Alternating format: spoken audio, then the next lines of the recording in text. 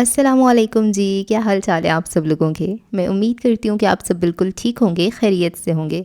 Novel sulphide by نور راجپوت کی یہ last episode number 12 ہے۔ مسٹر آر جے عرف سلفائڈ آپ سے ملنے کوئی آیا ہے، جلدی تشریف لے آئیں۔ جارڈن نے اسٹڈی روم میں کتابوں کے درمیان بیٹھے روحان سے کہا تھا۔ روحان نے چونک کر اسے دیکھا تھا، اس کا انداز بالکل ہشام جیسا تھا۔ وہ کتنی ہی دیر اسے تکتا رہا تھا۔ ایسے کیا دیکھ رہے ہو؟ جارڈن نے سوالیہ نظروں سے پوچھا تھا۔ روحان نے سر سے پاؤں تک اسے دیکھا تھا۔ وہ کافی حد تک ہشام سے مشابہت رکھتا تھا۔ وہ اچانک اپنی جگہ سے اٹھا اور جارڈن کی طرف بڑھا تھا۔ جارڈن کو سمجھ نہیں آ رہا تھا کہ وہ کیوں اسے دیکھ رہا تھا۔ اس سے پہلے وہ کچھ کہتا روحان نے اس کے گلے میں اپنے بازو ڈال دیے تھے، بالکل ویسے ہی جیسے وہ ہشام کے ساتھ کیا کرتا تھا۔ اب وہ اس سے لپٹا کھڑا تھا، اپنے آنسو ضبط کرنے کی کوشش کر رہا تھا۔ ہشام نے کہا تھا وہ ہمیشہ اس کے ساتھ رہے گا، اور آج روحان کو اس کی بات کی سمجھ آئی تھی۔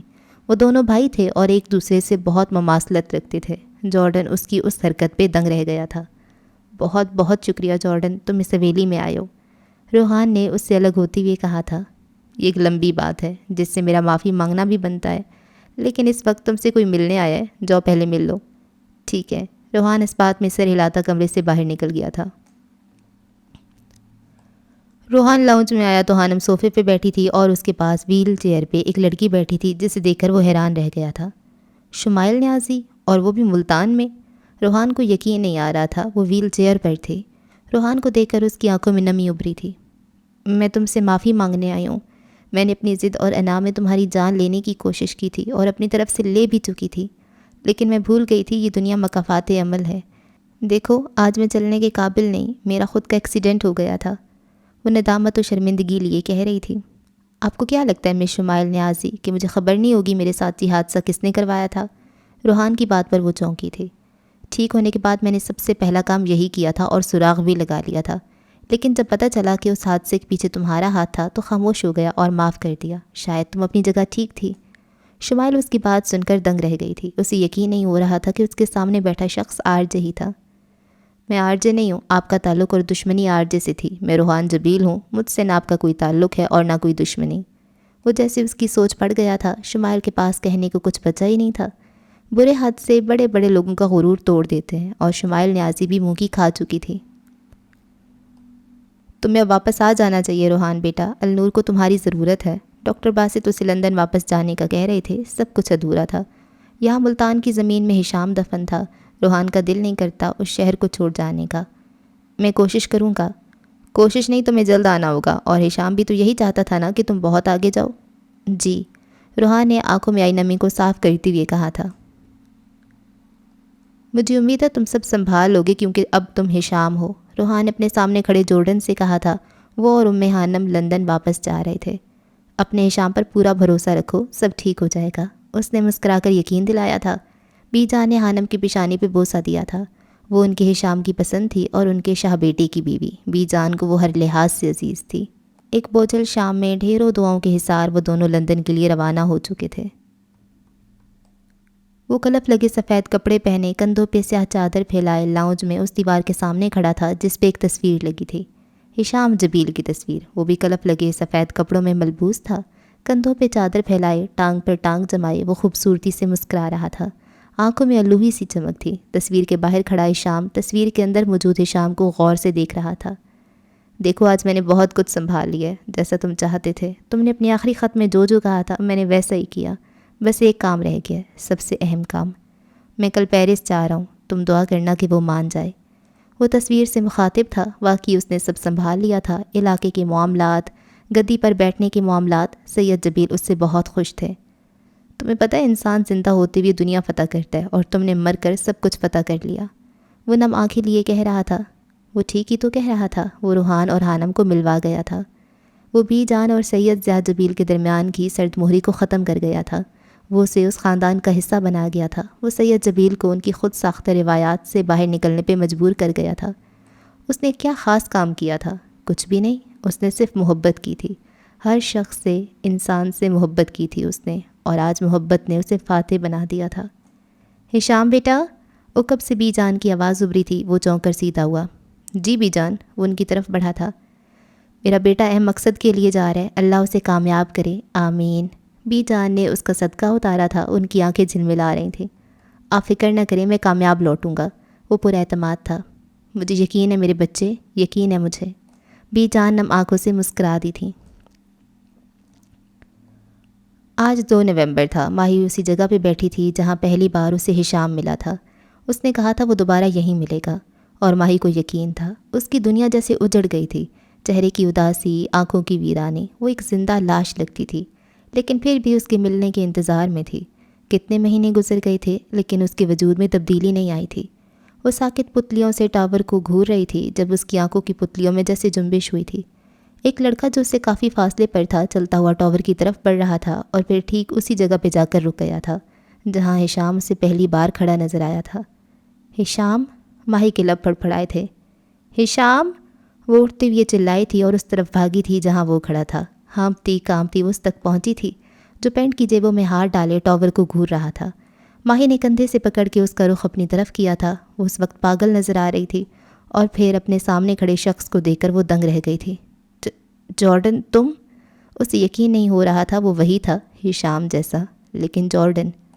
سوری، آپ کو غلط فہمی ہوئی ہے، میرا نام ہشام بن جبیل ہے، وہ آنکھوں سے چشمہ اتارتے ہوئے بتا رہا تھا۔ ماہی کے چہرے کا رنگ پھک ہوا تھا۔ وہ پیدائشی مسلمان تھا۔ جارڈن نام بدل کر روحان نے اس کا نام ہشام رکھ دیا تھا۔ ماہی بے یقینی سے اسے دیکھ رہی تھی۔ وہ واقعی ہشام جبیل لگ رہا تھا، چہرے پر وہی نرم سی مسکراہٹ، آنکھوں میں وہی محبت لوٹاتی الوہی سی چمک۔ وہ جارڈن تو کہیں سے نہیں لگ رہا تھا۔ میں تمہیں یہیں ملوں گا، ہشام جبیل نے وعدہ کیا تھا، اور آج وہ واقعی آ گیا تھا، وہیں اسی جگہ پر، انہی کپڑوں میں، سفید شرٹ پہ کالی جیکٹ پہنے۔ وہ ہشام جبیل تھا۔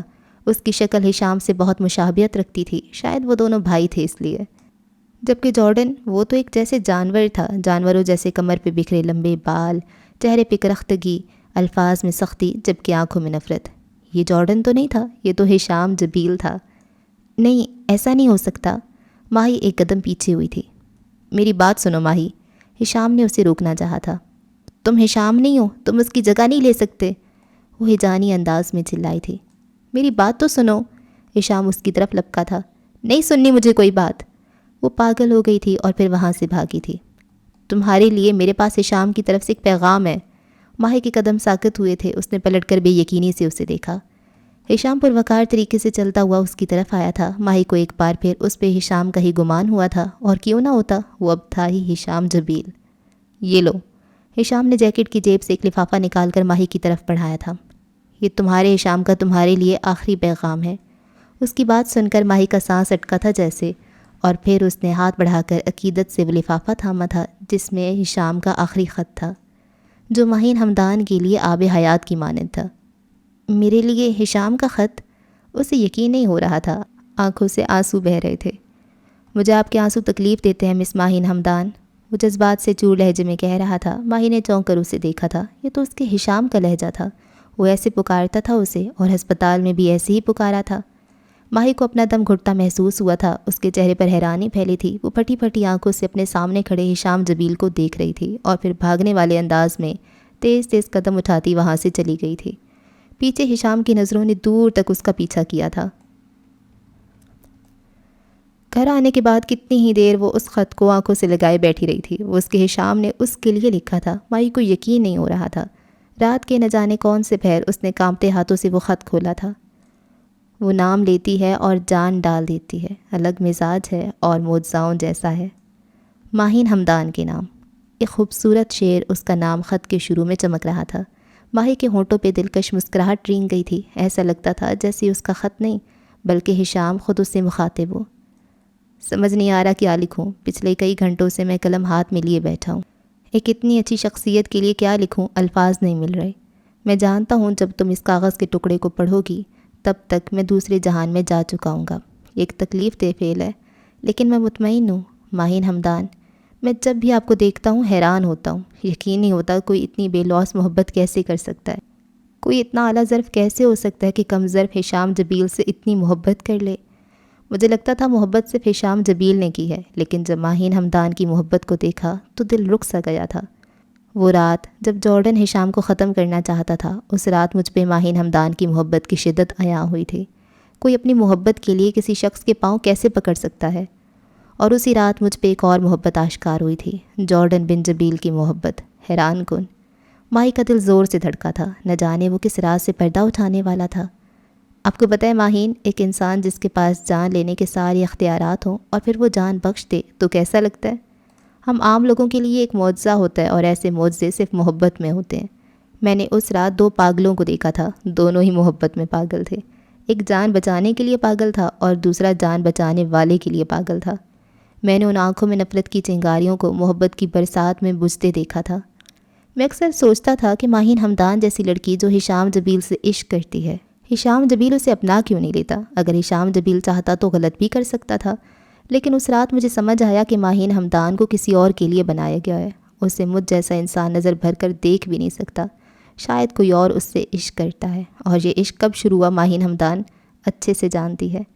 پتہ ہے اس رات اس لڑکے نے میرا دل جیت لیا تھا، صرف اس وجہ سے نہیں کہ اس نے میری جان بخشی تھی، بلکہ اس لیے کہ اس کی نفرت پر محبت بھاری پڑ گئی تھی۔ جس انداز سے اس نے گن کو نیچے پھینکا تھا، جتنی اس کی آنکھوں میں اذیت تھی، وہ مجھے آج بھی یاد ہے۔ ماہی کو وہ رات یاد آ گئی تھی جب جارڈن نے اس کی منتیں کرنے پر ہشام کی جان بخش دی تھی۔ مجھے امید ہے آپ اس کا ساتھ کبھی نہیں چھوڑیں گی، آپ اعلیٰ ظرف ہیں، اور میں یہ بھی جانتا ہوں کہ 2 نومبر کو ہشام جبیل اسی جگہ آپ سے ملے جس جگہ وہ پہلی بار ملے گا، اور اس بار ہشام جبیل ماہین حمدان سے اس کا ساتھ مانگے گا، اور مجھے امید ہے ماہین حمدان انکار نہیں کرے گی۔ ماہی کا سانس جیسے اٹک گیا تھا، اسے سمجھ نہیں آ رہا تھا کہ ہشام نے اس سے کیا مانگ لیا تھا۔ وہ آنکھیں پھاڑے اس کے الفاظ پہ غور کر رہی تھی۔ یہ میری آخری خواہش ہے، اسے میری گزارش سمجھ لیں، محبت کو دم توڑنے مت دیجیے گا۔ اور رہی بات ہشام جبیل اور ماہین حمدان کے رشتے کی، تو ہشام جبیل کو ماہین حمدان سے محبت نہیں، لیکن عقیدت ضرور ہے۔ ماہین حمدان کی محبت سے ہشام جبیل کو عقیدت ہے، بے انتہا، بے پناہ۔ ایک کم ظرف انسان، ہشام بن جبیل۔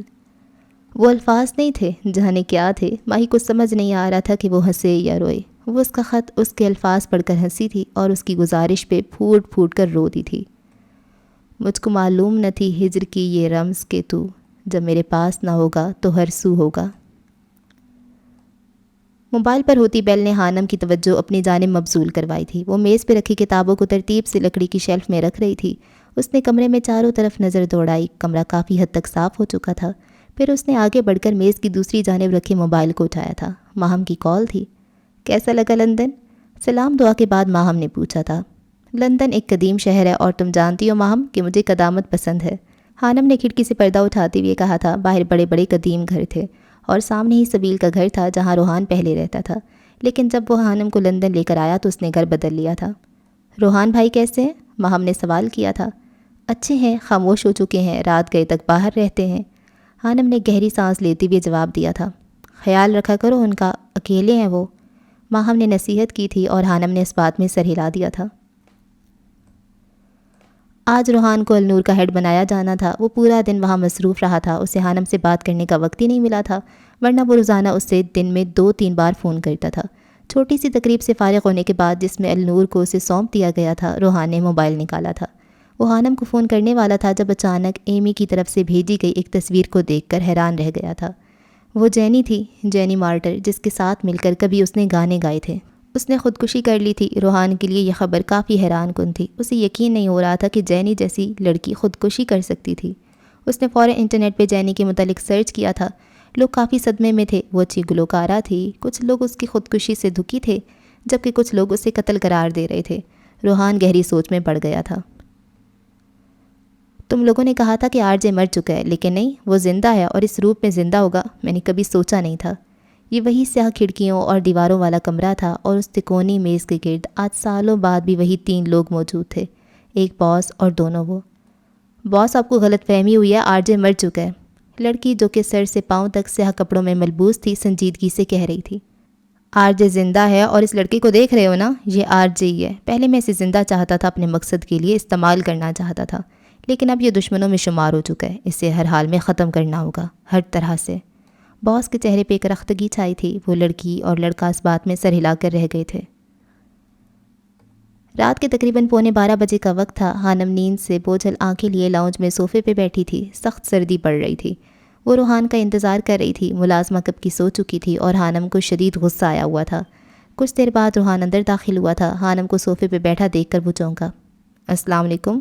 روحان نے سلام کرتے ہوئے کوٹ اتار کے صوفے پہ رکھا۔ حانم اسے کھا جانے والی نظروں سے گھور رہی تھی۔ اس نے سلام کا جواب بھی دل میں ہی دیا تھا۔ تم ابھی تک جاگ رہی ہو؟ مجھے لگا سو گئی ہوگی۔ خیر جاگ ہی رہی ہو تو کھانا مل سکتا ہے نا، مجھے کافی بھوک لگی ہے۔ روحان نے بند آنکھوں سے کہا تھا۔ وہ صوفے سے ٹیک لگائے بیٹھا تھا۔ حانم کا پارا ہائی ہوا تھا۔ جہاں اتنی رات دیر تک رہتے ہیں وہاں کھانا بھی کھا لیا کریں۔ حانم نے ایک ایک لفظ چبا چبا کر کہا تھا۔ وہ صوفے سے اتر کر جوتے پہن رہی تھی۔ روحان نے چونک کر آنکھیں کھولی تھیں۔ اسے یقین نہیں آ رہا تھا کہ یہ جواب حانم نے ہی دیا تھا۔ وہ لندن آنے کے بعد کافی پرسکون ہو گئی تھی۔ اس کے کام بنا کہے کر دیتی تھی۔ اور آج کیا ہوا تھا اسے؟ ملازم سمجھا ہوا ہے مجھے، پاگلوں کی طرح جاگتی رہوں ہاں؟ وہ دوپٹہ ٹھیک کرتی بڑبڑا رہی تھی۔ روحان اسے دلچسپ نظروں سے دیکھ رہا تھا۔ اس کا پھولا ہوا منہ دیکھ کر روحان کے چہرے پر گہری مسکراہٹ پھیل گئی تھی۔ تمہارا غصہ میرا کھانا مانگنے پر آیا یا لیٹ گھر آنے پر؟ روحان نے اپنی جگہ سے اٹھتے ہوئے کہا تھا۔ وہ کافی تھکا ہوا تھا۔ اسے احساس ہو رہا تھا وہ کافی مصروف رہنے لگا تھا۔ صبح چلے جاتا تھا، رات دیر سے واپس آتا تھا۔ دن میں فون کر لیا کرتا تھا لیکن کبھی بات ہو جاتی تھی کبھی نہیں۔ وہ اتنا الجھ گیا تھا پچھلے دنوں میں کہ حانم پر دھیان ہی نہیں دے پا رہا تھا۔ میں کوئی مشین ہی ہوں جسے اکیلے رکھا جائے گا تو رہ لوں گی؟ میں سارا دن یہاں اکیلی ہوتی ہوں، آپ کو احساس بھی ہے؟ وہ کچن کی طرف قدم بڑھاتی غصے سے کہہ رہی تھی۔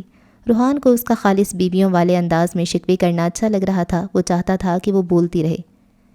میں نے فون تو کیا تھا، تم نے اٹھایا نہیں۔ وہ اس کے پیچھے لپکا تھا۔ میں سوئی ہوئی تھی اس وقت، حانم نے دو بدو جواب دیا۔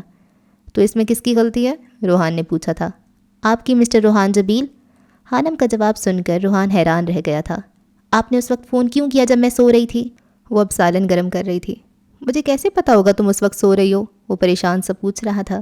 ہاں تو مجھے کیسے پتا ہوگا کہ آپ نے کس وقت فون کرنا ہے؟ حانم کا جواب سن کر روحان کا کہکا ابھرا تھا۔ اسے اندازہ ہو گیا تھا کہ وہ حانم سے کم از کم ان معاملات میں نہیں جیت سکتا۔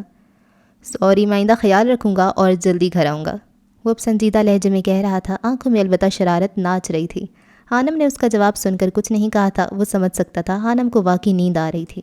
وہ اس پاٹ سا چہرہ لیے کھانا چھوٹی سی میز پہ لگا رہی تھی جو کچن میں ہی رکھی تھی۔ اسے دیکھ کر جیسے روحان کی ساری تھکن اتر سی گئی تھی۔ وہ اب دلچسپ نظروں سے اس کی ہر حرکت کو نوٹ کر رہا تھا۔ کھانا لگانے کے بعد وہ کچن سے جانے لگی تو روحان نے اس کا ہاتھ پکڑ لیا۔ تم نہیں کھاؤ گی؟ مجھے بھوک نہیں۔ اچھا چلو پاس تو بیٹھ سکتی ہو نا؟ جی نہیں، مجھے نیند آئی ہے، میں مزید نہیں جاگ سکتی۔ وہ اپنا ہاتھ چھڑوا کر جا چکی تھی۔ یہ کیسے کرے گی مجھ سے محبت؟ اس کو تو نیند ہی بہت آتی ہے، سارا دن سوتی ہے، پھر رات کو بھی سوتی ہے، پھر بھی اس کی نیند نہیں پوری ہوتی، اور اوپر سے غصہ بھی مجھ پہ ہی کرتی ہے۔ روحان سردہ بھر کے رہ گیا تھا اور پھر سر چٹک کر میز کی طرف بڑھ گیا۔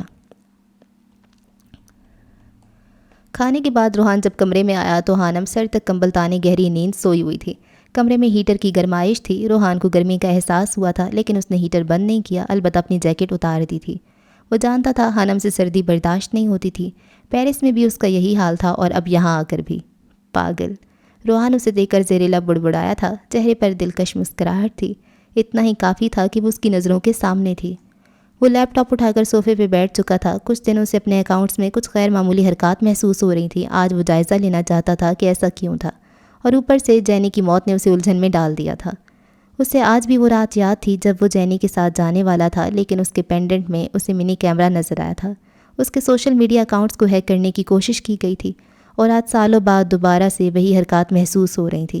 وہ سنجیدہ چہرے کے ساتھ اپنی اسکیننگ آنکھوں کو لیپ ٹاپ پہ جمائے ہر چیز کا باریک بینی سے جائزہ لے رہا تھا۔ کچھ تو تھا جو ٹھیک نہیں تھا۔ اگلی صبح وہ کافی دیر سے جاگی تھی۔ روحان جا چکا تھا۔ اس نے ناشتے کے لیے حانم کو نہیں اٹھایا تھا۔ اچھا کیا نہیں اٹھایا، اب انہیں یہ تو لگے گا نا کہ میں ناراض ہوں اس لیے نہیں اٹھی۔ دن کے 10 بجے کا وقت تھا۔ اس سے پہلے وہ کچھ کہتی اس کے موبائل پہ تھرتھراہٹ ہوئی تھی۔ حانم نے موبائل اٹھا کر دیکھا تو روحان کا ہی میسج تھا۔ گھر میں دھیان سے رہنا، بلا وجہ کسی کے لیے بھی دروازہ مت کھولنا، اور مشکوک افراد سے ہرگز بات مت کرنا، اور گھر سے باہر بھی مت نکلنا۔ روحان کا میسج پڑھ کر حانم کی تیوری چڑھی تھی۔ آج تو اس نے بستی میں گھومنے کا ارادہ کیا تھا۔ آج ہی وہ اسے گھر میں رہنے کی تلقین کر رہا تھا۔ میں کوئی بچی نہیں ہوں جو یہاں کھو جاؤں گی، میں باہر لازمی جاؤں گی، حانم نے جواب دیا تھا۔ اسے خود نہیں سمجھ آ رہا تھا کہ وہ اس سے کیوں ناراض تھی۔ اطمینان سے ناشتہ کرنے کے بعد وہ اٹھی، تیار ہوئی۔ ٹخنوں سے ذرا اوپر تک کے اوور کوٹ میں وہ پوری طرح سے چھپ گئی تھی۔ اپنے پسندیدہ چنکی بند جوتے پہننے کے بعد وہ چھاتا لے کر باہر نکل گئی تھی۔ سمجھتا کیا ہے خود کو؟ میں کوئی 4 سال کی بچی ہوں یا مجھے لندن کا نہیں پتا؟ بی جان سے شکایت کرنی پڑے گی، مجھے یہاں قید کر کے رکھا ہے؟ وہ زیر لب بڑبڑا رہی تھی۔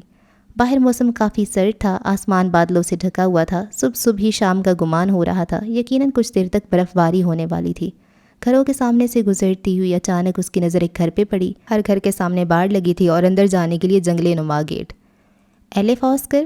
دروازے کی ایک طرف ایلف کا نام پڑھ کر وہ چونکی تھی۔ اس نے یہ نام پہلے بھی سنا تھا۔ اچانک ایک دھماکہ ہوا اور اسے یاد آ گیا تھا، ہشام نے یہ نام لیا تھا، اس نام کی لڑکی کو روحان نے ریجیکٹ کیا تھا۔ اچھا تو موصوف کی پنکھیاں ادھر ہی رہتی ہیں؟ وہ خود سے بات کر رہی تھی، اپنے حلیے سے وہ ہرگز کوئی پاکستانی نہیں لگ رہی تھی۔ اس کا سر پہلے اسکارف اور پھر اونی ٹوپی سے ڈھکا ہوا تھا اور پورا جسم بھاری بھرکم کوٹ میں چھپا تھا۔ وہ بنا کسی خوف کے ہر چیز کو دلچسپی سے دیکھ رہی تھی۔ پاکستان واپس چلیں؟ ہشام پوچھ رہا تھا جب ماہی کی آنکھیں رونے سے سوج چکی تھیں۔ اس طرح سے روگی تو آپ کے ہشام کو سکون کیسے ملے گا؟ اس کے کچھ نہ بولنے پر وہ دوبارہ کہا تھا، سنو بہت ہو گیا یہ رونا دھونا، بی جان بہت خفا ہیں، انہیں رونے دھونے والی بہو نہیں پسند۔ ماہی نے چونک کر اسے دیکھا تھا۔ عجیب تھا وہ شخص، جانتا بھی تھا وہ پور کسی اور کی محبت میں ڈوبی تھی، پھر بھی سید حویلی کی شان کے برابر ایک ہی لڑکی ہے اور وہ آپ ہیں مس ماہین ہمدان۔ وہ چمکتی آنکھوں سے بول رہا تھا، میری لو سٹوری تھوڑی عجیب ہے۔ ہاں میں جانتا ہوں میں ایک جنگلی انسان ہوں، جب میں پہلی بار ماہین ہمدان سے ملا تھا تو اس کا سر پھاڑ دیا تھا، لیکن یقین کرو میں ماہین سے ہشام کی طرح محبت کرتا ہوں۔ ہشام جبیل نے اپنی محبت کا اظہار کیا تھا اور ماہی وہ تو ہشام جبیل کی آخری خواہش سے بن گئی تھی۔ آپ جانتے ہیں مجھے آپ سے کبھی محبت نہیں ہوگی، میں ہمیشہ صرف اسی کو چاہوں گی، پھر بھی آپ… وہ بات ادھوری چھوڑ گئی تھی۔ ماہین ہمدان کو صرف ہشام جبیل سے محبت ہے اور مس ذرا توجہ فرمائیں، میں ہشام جبیل ہوں۔ وہ خوش دلی سے مسکرایا تھا، میں مذاق نہیں کر رہی۔ آپ کو لگتا ہے مس ماہین میں آپ سے اتنے اہم موضوع پہ مذاق کروں گا؟ وہ اب سنجیدہ چہرہ لیے اس کی آنکھوں میں دیکھتے ہوئے پوچھ رہا تھا۔ ماہی چونکی تھی، ایسی ہی سنجیدگی ہشام کی آنکھوں میں ہوتی تھی۔ وہ اسے غور سے دیکھنے کے بعد نظریں چرا گئی تھی۔ آپ اچھی طرح سوچ لیں مس ماہین ہمدان، میں کل واپس جا رہا ہوں، علاقے کے بہت سے معاملات دیکھنے ہیں، چھوٹے بابا سائیں اکیلے ہیں، اگر آپ جانا چاہتی ہیں تو ٹھیک ہے، نہیں تو بی جان نے مجھے زبردستی کرنا نہیں سکھایا۔ وہ عام سے لہجے میں کہتا ماہی کو بہت کچھ سمجھایا گیا تھا۔ یہ جنگلی جانور بدل کیسے گیا؟ یقین نہیں ہوتا یہ وہی ہے۔ کچھ فاصلے پہ بیٹھی ایلا نے اسے دیکھ کر پہلو بدلا تھا۔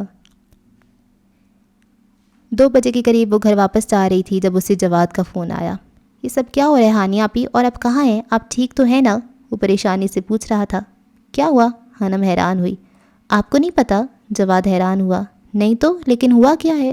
وہ پریشان ہوئی۔ آپ ذرا خبریں دیکھیں، روحان بھائی اس وقت پولیس کی حراست میں اور پورے سوشل میڈیا پہ عجیب سی خبریں پھیلی ہوئی ہیں، مجھے تو کچھ سمجھ نہیں آ رہا۔ کیا؟ پولیس؟ ہانم کا دل زور سے دھڑکا تھا۔ ہاں آپ خبریں دیکھیں اور گھر سے باہر مت نکلیے گا، ان کے بہت سے دشمن ہیں۔ جواد نے تلقین کی تھی اور پھر وہ فون بند کر چکا تھا۔ ہانم کا دماغ سائیں سائیں کر رہا تھا۔ وہ جانتی تھی اس کے بہت سارے دشمن ہو سکتے تھے اور وہ یہ بھی جانتی تھی کہ لوگ اسے بدنام کرنے کے لیے کچھ بھی کر سکتے تھے، لیکن ابھی تو اس نے شروع کیا تھا۔ ہانم کے قدموں کی رفتار تیز ہوئی تھی، وہ جلد گھر پہنچ کر صورتحال کا اندازہ لگانا چاہتی تھی۔ میں نے کہا تھا نا اپنی رفتار آہستہ کر لو، یہ لندن ہے۔ سبیل اس کے سامنے بیٹھا تھا، اس کے چہرے پر سنجیدگی چھائی تھی۔ تو تمہیں لگتا ہے یہ سب میں نے کیا ہے؟ روحان نے موبائل اسے واپس تھمایا جس میں وہ کچھ ویڈیوز دیکھ رہا تھا۔ ان ویڈیوز میں روحان جبیل تھا جو اسلام کے خلاف باتیں کر رہا تھا اور ساتھ ہی دوسرے مذاہب کو نشانہ بنا رہا تھا۔ اس کے ساتھ کچھ لوگ تھے جن کا چہرہ چھپا ہوا تھا اور وہ حلیے سے دہشت گرد لگ رہے تھے۔ یہ ویڈیو صاف ظاہر کر رہی تھی کہ روحان جبیل کا تعلق دہشت گردوں سے تھا۔ میرے ماننے یا نہ ماننے سے کیا فرق پڑتا ہے؟ فرق اس بات سے پڑتا ہے کہ تمہاری پیروی کرنے والے تمہارے خلاف ہو گئے ہیں، اور دہشت گردوں سے تعلق رکھنے پر لندن کی بڑی شخصیات اور مذہبی کمیونٹیاں بہت زیادہ غصے میں ہیں۔ میرا صرف ایمان بدلا ہے، میرا دماغ سلفائٹ والا ہی ہے۔ یہ جو میرے خلاف سازشیں کی گئی ہیں اس کا تمہیں پتہ چلا ہی لوں گا۔ روحان کا لہجہ اٹل تھا۔ یہ کافی مشکل کام ہے، تمہارا دشمن کافی شاطر ہے، تمہارے بینک اکاؤنٹ میں $1 ملین ٹرانسفر ہوئے ہیں اور اس ویڈیو کے مطابق تم نے یہ لندن میں دہشت گردی پھیلانے کا معاوضہ لیا ہے۔ کمال ہے، یہ تو پتہ چل گیا کہ میرے اکاؤنٹ میں پیسے ٹرانسفر ہوئے ہیں، یہ معلوم نہیں کیا کسی نے کہ یہ کہاں سے آیا اور کیسے ٹرانسفر ہوئے ہیں۔ یہی کام ہے ہمارا، میں ایک وکیل ہوں، اگر ہم یہ معلوم کرنے میں کامیاب ہو گئے کہ یہ پیسے کیسے ٹرانسفر ہوئے تو یقیناً تم بے گناہ ثابت ہوگے۔ فی الوقت تو میں تمہاری ضمانت کرواتا ہوں۔ سبیل نے میز پہ رکھی فائل اٹھاتے ہوئے کہا تھا، جبکہ روحان گہری سوچ میں تھا۔ اسے اس بات سے فرق نہیں پڑتا تھا کہ لوگ اسے کیا سمجھ رہے تھے، بلکہ وہ جاننا چاہتا تھا کہ اس کے خلاف اتنی بڑی سازش کس نے کی تھی۔ ہانم نے گھر پہنچنے کے بعد ٹی وی لگایا تھا۔ نیوز چینل پہ چلتی خبروں کو سن کر وہ گنگ رہ گئی تھی۔ روحان کی ویڈیوز بار بار دکھائی جا رہی تھیں۔ لوگوں کی ایک بڑی تعداد النور کے باہر جمع ہو گئی تھی۔ لوگ اسے برا بھلا کہہ رہے تھے۔ اس کا سر چکرا گیا تھا۔ روحان ایسا نہیں کر سکتے، وہ بڑبڑائی تھی اور پھر فون کی گھنٹی بجنے پر چونکی تھی۔ ڈیڈ یہ آپ کیسے بیان دے رہے ہیں؟ ایلف مسٹر آسکر سے سخت لہجے میں پوچھ رہی تھی۔ وہ لڑکا ایک دہشت گرد ہے جس سے پورے لندن کو خطرہ. تم نے ویڈیوز نہیں دیکھی؟ ڈیڈو ایسا نہیں ہے، میں اسے اچھے سے جانتی ہوں. یہ اس کے خلاف سازش کی گئی ہے، آپ تو سمجھنے کی کوشش کریں. ایلف اپنے باپ کے بیان سن کر پریشان ہو گئی تھی. وہ روحان جبیل کو سخت سزا دینے اور لندن سے نکالنے کی بات کر رہے تھے. مذہبی کمیونٹیاں النور کو بند کرنا چاہتی تھیں. ان کا کہنا تھا یہ ادارہ دہشت گرد پیدا کر رہا تھا. کوئی سازش نہیں ہے، صاف ظاہر ہے اس نے لاکھوں ڈالرز لیے اس کام کے لیے. مسٹر آسکر غصے میں تھے. ایلف نے تنگ آ کر فون بند کر دیا تھا. وہ دوسرے شہر آئی ہوئی تھی، اپنی ماں کے شہر. وہ جانتی تھی روحان ہانم کے ساتھ واپس آ گیا تھا اور ایلف میں ان کا سامنا کرنے کی ہمت نہیں تھی. لیکن اب بات روحان کی آ گئی تھی. وہ اٹھی اور اپنا بیگ پیک کیا. آج شام کی ٹرین سے وہ واپس لندن جا رہی تھی. ان لوگوں کی ہمت کیسی ہوئی تمہیں گرفتار کرنے کی؟ میں چھوڑوں گا نہیں کسی کو بھی. ڈاکٹر باسط کافی غصے میں تھے. ان کی رسائی کافی اوپر تک تھی. انہیں غصہ تھا. روحان کے سر الزام لگایا جا رہا تھا. آپ پریشان نہ ہوں ڈاکٹر صاحب، میں بھی تو گھر جا رہا ہوں. سبیل ہے میرے ساتھ. یہ سب اتنا اچانک ہوا کہ مجھے سمجھنے کا موقع ہی نہیں ملا. میں گھر جا کر دیکھتا ہوں. روحان کافی پرسکون تھا. اس کی ضمانت ممکن نہیں تھی. یہ تو سبیل کا کام تھا. وہ کافی ذہین اور شاطر وکیل تھا. کھیل کافی چلاکی سے کھیلا گیا تھا جس کی روحان کو بھنک بھی نہیں پڑی تھی. روحان جب گھر پہنچا تو حیران رہ گیا تھا. ایمی آدھی سے زیادہ کلاس کے ساتھ اس کے گھر میں موجود تھی. hey man, are you okay? Rohan کو دیکھ کر وہ بے تابی سے اس کی جانب بڑھی. میں ٹھیک ہوں، وہ مسکرایا تھا. ہانم حیرت سے کبھی اسے تو کبھی ایمی کو دیکھ رہی تھی. السلام علیکم بھابھی. سبیل کی آواز پر وہ چونکی تھی اور سر ہلا کر آہستہ سے جواب دیا. مجھے لگا تمہاری وائف اکیلی ہوگی، گھر میں کوئی خطرہ ہو سکتا ہے، اس لیے میں فرینڈس کے ساتھ یہاں آ گئی تھی. ایمی نے اپنے آنے کی وجہ بتائی. بہت اچھا کیا، میں بھی ہانم کے اکیلے ہونے کی وجہ سے پریشان تھا. روحان نے ہانم کے چہرے کی طرف دیکھتے ہوئے کہا تھا. ہانم کے چہرے پر عجیب سا تاثر تھا جسے وہ سمجھ نہیں پایا تھا. اوکے اب ہم چلتے ہیں، پھر آئیں گے. کوئی بھی مسئلہ ہو تو ہمیں بتانا، ہمیں تم پہ پورا بھروسہ ہے. ایمی نے اسے یقین دلایا تھا. روحان کے چہرے پر مسکراہٹ پھیل گئی تھی. کم از کم وہ تو اسے بے گناہ سمجھتی تھی. ان کے جانے کے بعد روحان صوفے پہ بیٹھ گیا تھا. وہ کافی تھک چکا تھا. یہ جسمانی نہیں بلکہ ذہنی تھکاوٹ تھی. کچھ ہی دیر بعد ہانم چائے لے آئی تھی. مجھے تمہارے سارے اکاؤنٹس کی ڈیٹیل چاہیے اور یہ بھی یاد کرو کہ ان ویڈیوز پر جو وقت درج ہے اس وقت، اس دن اور اس تاریخ کو تم کہاں تھے. کہنے کو تو یہ کیمرہ سے لی گئی ویڈیوز ہیں لیکن ایسا نہیں ہے، یہ تم جانتے ہو. اگر ہمارے پاس ثبوت مضبوط ہوں تو کورٹ میں پہلی پیشگی پر ہی ہم تمہیں بے گناہ ثابت کر سکتے ہیں. سبیل کافی سنجیدگی سے کہہ رہا تھا. روحان نے اس بات میں سر ہلایا تھا. ان دونوں کو مصروف دیکھ کر ہانم وہاں سے کھسک گئی تھی. سبیل سے اہم باتیں کرنے کے بعد وہ کمرے میں آیا تو ہانم کھڑکی میں کھڑی تھی. کمرے میں کافی ٹھنڈ پھیل چکی تھی. باہر اندھیرا تھا، رات ہو چکی تھی. وہ گہری سانس لے کر دھیمے قدم اٹھاتا اس کی طرف بڑھا تھا. ناراض ہو مجھ سے؟ وہ اس کے سامنے کھڑے ہوتے پوچھ رہا تھا. مجھے کیا ضرورت ہے ناراض ہونے کی؟ ہانم کا لہجہ خفگی اور غصہ ظاہر کر رہا تھا. لگ تو رہا ہے. اس کا پھولا ہوا منہ دیکھ کر وہ ہولے سے مسکرایا تھا. آپ کو تو پتہ نہیں کیا کیا لگتا رہتا ہے، سب سچ تو نہیں ہوتا نا؟ ہانم نے غصے سے گھورتے ہوئے کہا تھا اور پھر رخ باہر کی جانب موڑ لیا تھا. مثلاً کیا لگتا ہے مجھے؟ وہ اسے بولنے پہ اکسا رہا تھا. مجھے نہیں پتا، وہ کہتے ہوئے مڑی تھی جب روحان نے اس کا ہاتھ پکڑا اور اسے اپنی طرف کھینچا تھا. ناراض کیوں ہو؟ یا پھر مجھ پہ یقین نہیں ہے؟ تمہیں لگتا ہے جو دکھایا جا رہا ہے وہ سب سچ ہے؟ وہ اب سنجیدگی سے پوچھ رہا تھا. ہانم نظریں جھکا گئی تھی. بولو ہانم، تمہارا یقین میرے لیے سب سے اہم ہے. اگر یقین اتنا اہم ہے تو پھر مجھے سب بتاتے کیوں نہیں ہیں آپ؟ مجھ سے کچھ بھی شیئر نہیں کرتے آپ. میں کیا ہوں؟ میری کیا حیثیت ہے اگر آپ کو مجھ پہ یقین ہی نہیں؟ وہ بولی تو آواز بھرا گئی تھی. روحان کو اس کی الجھن سمجھ آ گئی تھی. میں اپنی الجھنیں تم سے اس لیے شیئر نہیں کرتا کہ میں تمہیں پریشان نہیں کرنا چاہتا اور میں خود ہی سلجھا سکتا ہوں. روحان نے صفائی دی تھی. ہانم کو لگتا تھا کہ روحان کے نزدیک اس کی کوئی اہمیت نہیں تھی. تم میرے لیے سب سے اہم ہو میں ہانم. جب سب نے مجھے غلط سمجھا تب پہلا خیال تمہارا آیا تھا میرے ذہن میں. جانے تم مجھ پہ بھروسہ کرو گی یا نہیں؟ وہ بھی کہیں اندر سے ڈرا ہوا تھا. آنکھوں دیکھا بعض اوقات سچ نہیں ہوتا. میں جانتی ہوں یہ سب جھوٹ ہے لیکن مجھے تو کس بات کا ہے کہ آپ مجھے کچھ بتاتے ہی نہیں ہیں. اوکے، اس بات کے لیے میں معافی مانگتا ہوں. آئندہ سے ہر بات تم سے شیئر کیا کروں گا. اگر تم ناراض نہ ہوئی تو ویسے بھی ہر وقت مجھ سے خفا ہی رہتی ہو. روحان نے اس کے چہرے پہ آئی لٹ کو انگلیوں کی مدد سے کان کے پیچھے کیا تھا. میں کب ناراض ہوتی ہوں؟ آپ منہ پھلا کر رکھتے ہیں ہر وقت، اور تو اور مجھ سے لڑائی بھی کرتے ہیں، مجھے گھر میں قید کر کے رکھتے ہیں. یہ سب آج میں نے بی جان کو بتایا ہے. ہانم نے اپنا ہاتھ چھڑواتے ہوئے کہا تھا. روحان کا منہ حیرت سے کھل گیا تھا. تم نے بی جان سے میری شکایت کی؟ وہ گہرے صدمے میں تھا. جی ہاں، ہانم نے اقرار کیا تھا. کیا واقعی ہانم؟ سچ میں تم نے میری شکایت کی؟ اس کے اس طرح بار بار پوچھنے پر ہانم نے اسے گھور کر دیکھا تھا. روحان کا منہ دیکھ کر اسے ہنسی آئی تھی جسے ضبط نہیں کر پائی تھی اور کہکا لگا کر ہنستی تھی. اس کے اس طرح ہنسنے پر روحان کو اس کی شرارت سمجھ میں آئی تھی. تم بہت تیز ہو گئی ہو لندن آ کر. وہ اسے ہنستا دیکھ کر مطمئن ہو گیا تھا. ہونا پڑتا ہے، آپ کی پنکھیاں ہی اتنی ہیں. بیجا نے مجھے ہوشیار رہنے کو کہا تھا. حانم نے سچ اگلا۔ کیا بیجان نے تمہیں یہ سکھایا ہے؟ روحان کو ایک اور جھٹکا لگا تھا۔ مجھے یقین نہیں ہو رہا کہ میری ماں اور میری بیوی دونوں میرے خلاف سازشیں کر رہی ہیں۔ حانم اس کے اس طرح کہنے پر ایک بار پھر ہنستی تھی۔ روحان سرشار ہو گیا تھا، یہ جان کر کے وہ اس پہ اعتبار کرتی تھی، اور اس نے دل میں عہد کیا تھا کہ وہ اپنی الجھنوں کو حانم سے ضرور ڈسکس کیا کرے گا۔ آخر وہ اس کی بیوی تھی اور اس رشتے کے ناطے اس کا حق تھا کہ وہ حانم کو اپنی ذاتی زندگی میں اتنی اہمیت دیتا۔ قسم سے حانم، تم میں بہت بڑی فلم ہوں، یہی کہنا چاہتے ہیں نا آپ؟ حانم کی ہنسی کو بریک لگی تھی، وہ اب پھر سے روحان کو گھور رہی تھی۔ نہیں، میرا یہ مطلب نہیں تھا۔ روحان گڑبڑا گیا تھا۔ سب جانتی ہوں میں، یہ بھی بی جان کو بتاؤں گی کہ ان کا بیٹا مجھے ڈرامہ کوئین اور فلم کہتا ہے، اور کبھی کبھی تو پرانے CD اور VCR سے تشبیہ دیتا ہے۔ وہ کمال سنجیدگی سے کہتی ہوئے کمرے سے باہر نکل گئی تھی، جبکہ اس کی باتوں سے یوں اپنے مطلب کے معنی نکالنے پر روحان اپنا سر پیٹ کر رہ گیا تھا۔ شہر میں ایک بے چینی سی پھیل گئی تھی، لوگ کشمکش کا شکار تھے، کچھ روحان جبیل کے ساتھ تھے تو کچھ اس کے خلاف ہو چکے تھے۔ شدت پسند لوگ سڑکوں پہ نکل آئے تھے، ان کا کہنا تھا کہ روحان جبیل کو سزا دی جائے اور اسے لندن سے نکالا جائے۔ لوگوں کو اس کے گھر کا نہیں پتہ تھا، سب النور کے باہر جمع تھے۔ روحان کو حیرت ہو رہی تھی کہ یہ نوجوان جو شاید اسے جانتے بھی نہیں تھے، وہ اس کے خلاف نعرے لگا رہے تھے۔ کون تھے یہ لوگ؟ شہر میں امن کی خراب صورتحال کا ذمہ دار اسے ٹھہرایا جا رہا تھا۔ وہ ساری رات سو نہیں پایا تھا۔ صبح ہوئی تو ایلف اس کے گھر آ گئی تھی۔ میں رات کو ہی لندن پہنچ گئی تھی، پھر پہلے تمہارے پاس آنے لگی تھی، پھر سوچا اب تمہاری وائف بھی ہے، تمہارے ساتھ ہے، اس لیے نہیں آئی۔ وہ مسکرائی تھی۔ کوئی بات نہیں۔ روحان نے اسے لاؤنج میں بٹھایا تھا۔ آپ بیٹھے، میں چائے بنا کر لاتا ہوں۔ حانم کدھر ہے؟ ایلف نے دھڑکتے دل کے ساتھ پوچھا تھا۔ وہ سوئی ہوئی ہے، ملازمہ بھی آئی نہیں، شاید اسے بھی مجھ سے ڈر لگ رہا ہوگا۔ اپنی بات سے وہ محظوظ ہوا تھا۔ پھر تو مجھے بھی ڈرنا چاہیے، نہیں؟ یقیناً، وہ مسکرا کر کہتا کچن کی طرف بڑھ گیا تھا۔ اس کے اتنے پرسکون ہونے پر ایلف حیران تھی، اور کوئی انسان ہوتا تو شاید ڈپریشن کا شکار ہو جاتا، لیکن وہ پرسکون اور مطمئن تھا۔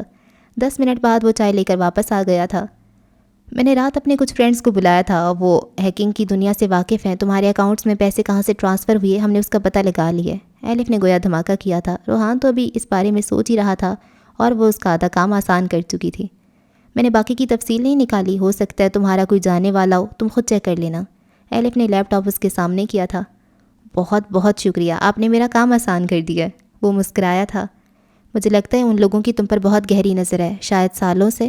ایلف نے اپنا خیال ظاہر کیا تھا۔ آپ ٹھیک کہہ رہی ہیں، سالوں پہلے میرے ساتھ کچھ ایسی سرگرمیاں ہوئی تھیں، میرے اکاؤنٹس کو ہیک کیا گیا تھا، اور ابھی بھی ایسا ہی کچھ ہوا ہے۔ اسکرین پہ نظریں جمائی وہ بتا رہا تھا۔ ایلف نے گہری نظروں سے اسے دیکھا تھا، وہ اچھا لگ رہا تھا، پھر کچھ یاد آنے پر وہ نظروں کا زاویہ بدل چکی تھی، البتہ دل میں ایک ہول اٹھا تھا۔ اسی دوران ایلف کی نظریں سیڑھیاں اترتے نفوس پہ پڑی تھی، وہ حیران رہ گئی تھی، اور حیران تو حانم بھی تھی ایلف کو دیکھ کر۔ گرم ٹراؤزر پہ گھٹنوں تک آتی، گرم شرٹ پہنے اور اس پہ کیپ شال لیے، سر کو اونی ٹوپی سے ڈھانپے، وہ حانم تھی، حانم۔ ایلف اسے پہچان گئی تھی، لیکن اسے یقین نہیں آ رہا تھا۔ اسے لگتا تھا کہ روحان کی پسند کوئی بہت ہی روبدار لڑکی ہوگی، جس کے چہرے پر سنجیدگی چھائی ہوگی، لیکن یہ کیا؟ یہ تو بالکل ایک عام سی لڑکی تھی۔ اس کے ذہن میں پاکستانی لڑکیوں کو جانے کیا خاکہ بنا ہوا تھا، لیکن اس وقت حانم اسے نئے نقش کے علاوہ کہیں سے بھی پاکستانی نہیں لگی تھی۔ حانم تم اٹھ گئی ہو، شکر ہے، آؤ ایلف سے ملو۔ روحان نے بھی اسے دیکھ لیا تھا، وہ سیڑھیاں اترتی ان کی طرف پڑی تھی۔ گڈ مارننگ، ایلف مسکرائی تھی۔ گڈ مارننگ، حانم نے خوش دلی سے جواب دیا تھا۔ یہ تو بہت خوبصورت ہے، حانم نے دل میں اعتراف کیا تھا۔ میری سب سے بڑی خواہش بن چکی تھی کہ میں حانم سے ملوں، اور آج یہ پوری ہو گئی۔ ویسے میں ایلف ہوں، RJ کی کلاس میٹ۔ ایلف نے دھماکہ کرتے ہوئے اپنا ہاتھ آگے بڑھایا تھا، جسے حانم نے تھام لیا تھا۔ میں نے بھی اکثر روحان سے آپ کا ذکر سنا ہے، آپ بہت اچھی ہیں۔ وہ دونوں اب بیٹھ چکی تھیں۔ اور آپ خوش نصیب ہیں، ایلف کی منہ سے نکلا تھا۔ حانم نے چونک کر اسے دیکھا تھا، جس کی آنکھوں میں عجیب سا تاثر تھا۔ جی، آپ ٹھیک کہہ رہی ہیں۔ حانم کے اس طرح مان جانے پہ روحان چونکا تھا۔ مزید کچھ دیر بیٹھنے کے بعد ایلف چلی گئی تھی، یا شاید ان دونوں کو ساتھ دے کر اس سے مزید بیٹھا نہیں وہاں گیا تھا۔ حانم نے اسے ناشتے کے لیے روکا تھا، لیکن وہ نہیں رکی، اور کہیں نہ کہیں حانم اس کی کیفیت سمجھ سکتی تھی۔ یہ ایک پرانا سا علاقہ تھا، جہاں موجود عمارتیں کافی بوسیدہ ہو چکی تھیں۔ یقیناً یہاں پر بہت ہی غریب، یعنی کہ 3rd کلاس سے تعلق رکھنے والے لوگ رہتے تھے۔ روحان نے سر اٹھا کر اپنی کئی منزلہ عمارت کو دیکھا تھا، اور پھر ہوٹی سے سر ڈھانپ کر عمارت کی طرف بڑھ گیا تھا۔ اس کی آنکھوں پہ سیاہ چشمہ تھا۔ لفٹ خراب تھی، سیڑھیاں چڑھنے کے بعد وہ اپنی مطلوبہ فلیٹ تک پہنچ چکا تھا۔ ایک گہری سانس لے کر روحان نے بیل بجائی تھی۔ جس اکاؤنٹ سے اسے پیسے ٹرانسفر ہوئے تھے، اس اکاؤنٹ کی ڈیٹیل نکال چکا تھا۔ وہ جس انداز میں اسے پھنسایا گیا تھا، وہ بھی اسی انداز میں ان تک پہنچا تھا۔ یہ اس لڑکی کا گھر تھا جس کے اکاؤنٹ سے پیسے ٹرانسفر ہوئے تھے۔ یہ کوئی مس روزی تھی۔ 5 منٹ کھڑا رہنے کے بعد بھی دروازہ نہیں کھلا تھا۔ روحان نے دوبارہ بیل بجائی تھی۔ اب کی بار دروازہ کھلا تھا اور اپنے سامنے کھڑی لڑکی کو دیکھ کر وہ ساکت رہ گیا تھا۔ شالنی، وہ بڑبڑایا تھا۔ وہ اسے پہلی نظر میں ہی پہچان گیا تھا اور شالنی کی حالت خراب ہو چکی تھی۔ وہ روحان کو دیکھ کر گنگ رہ گئی تھی۔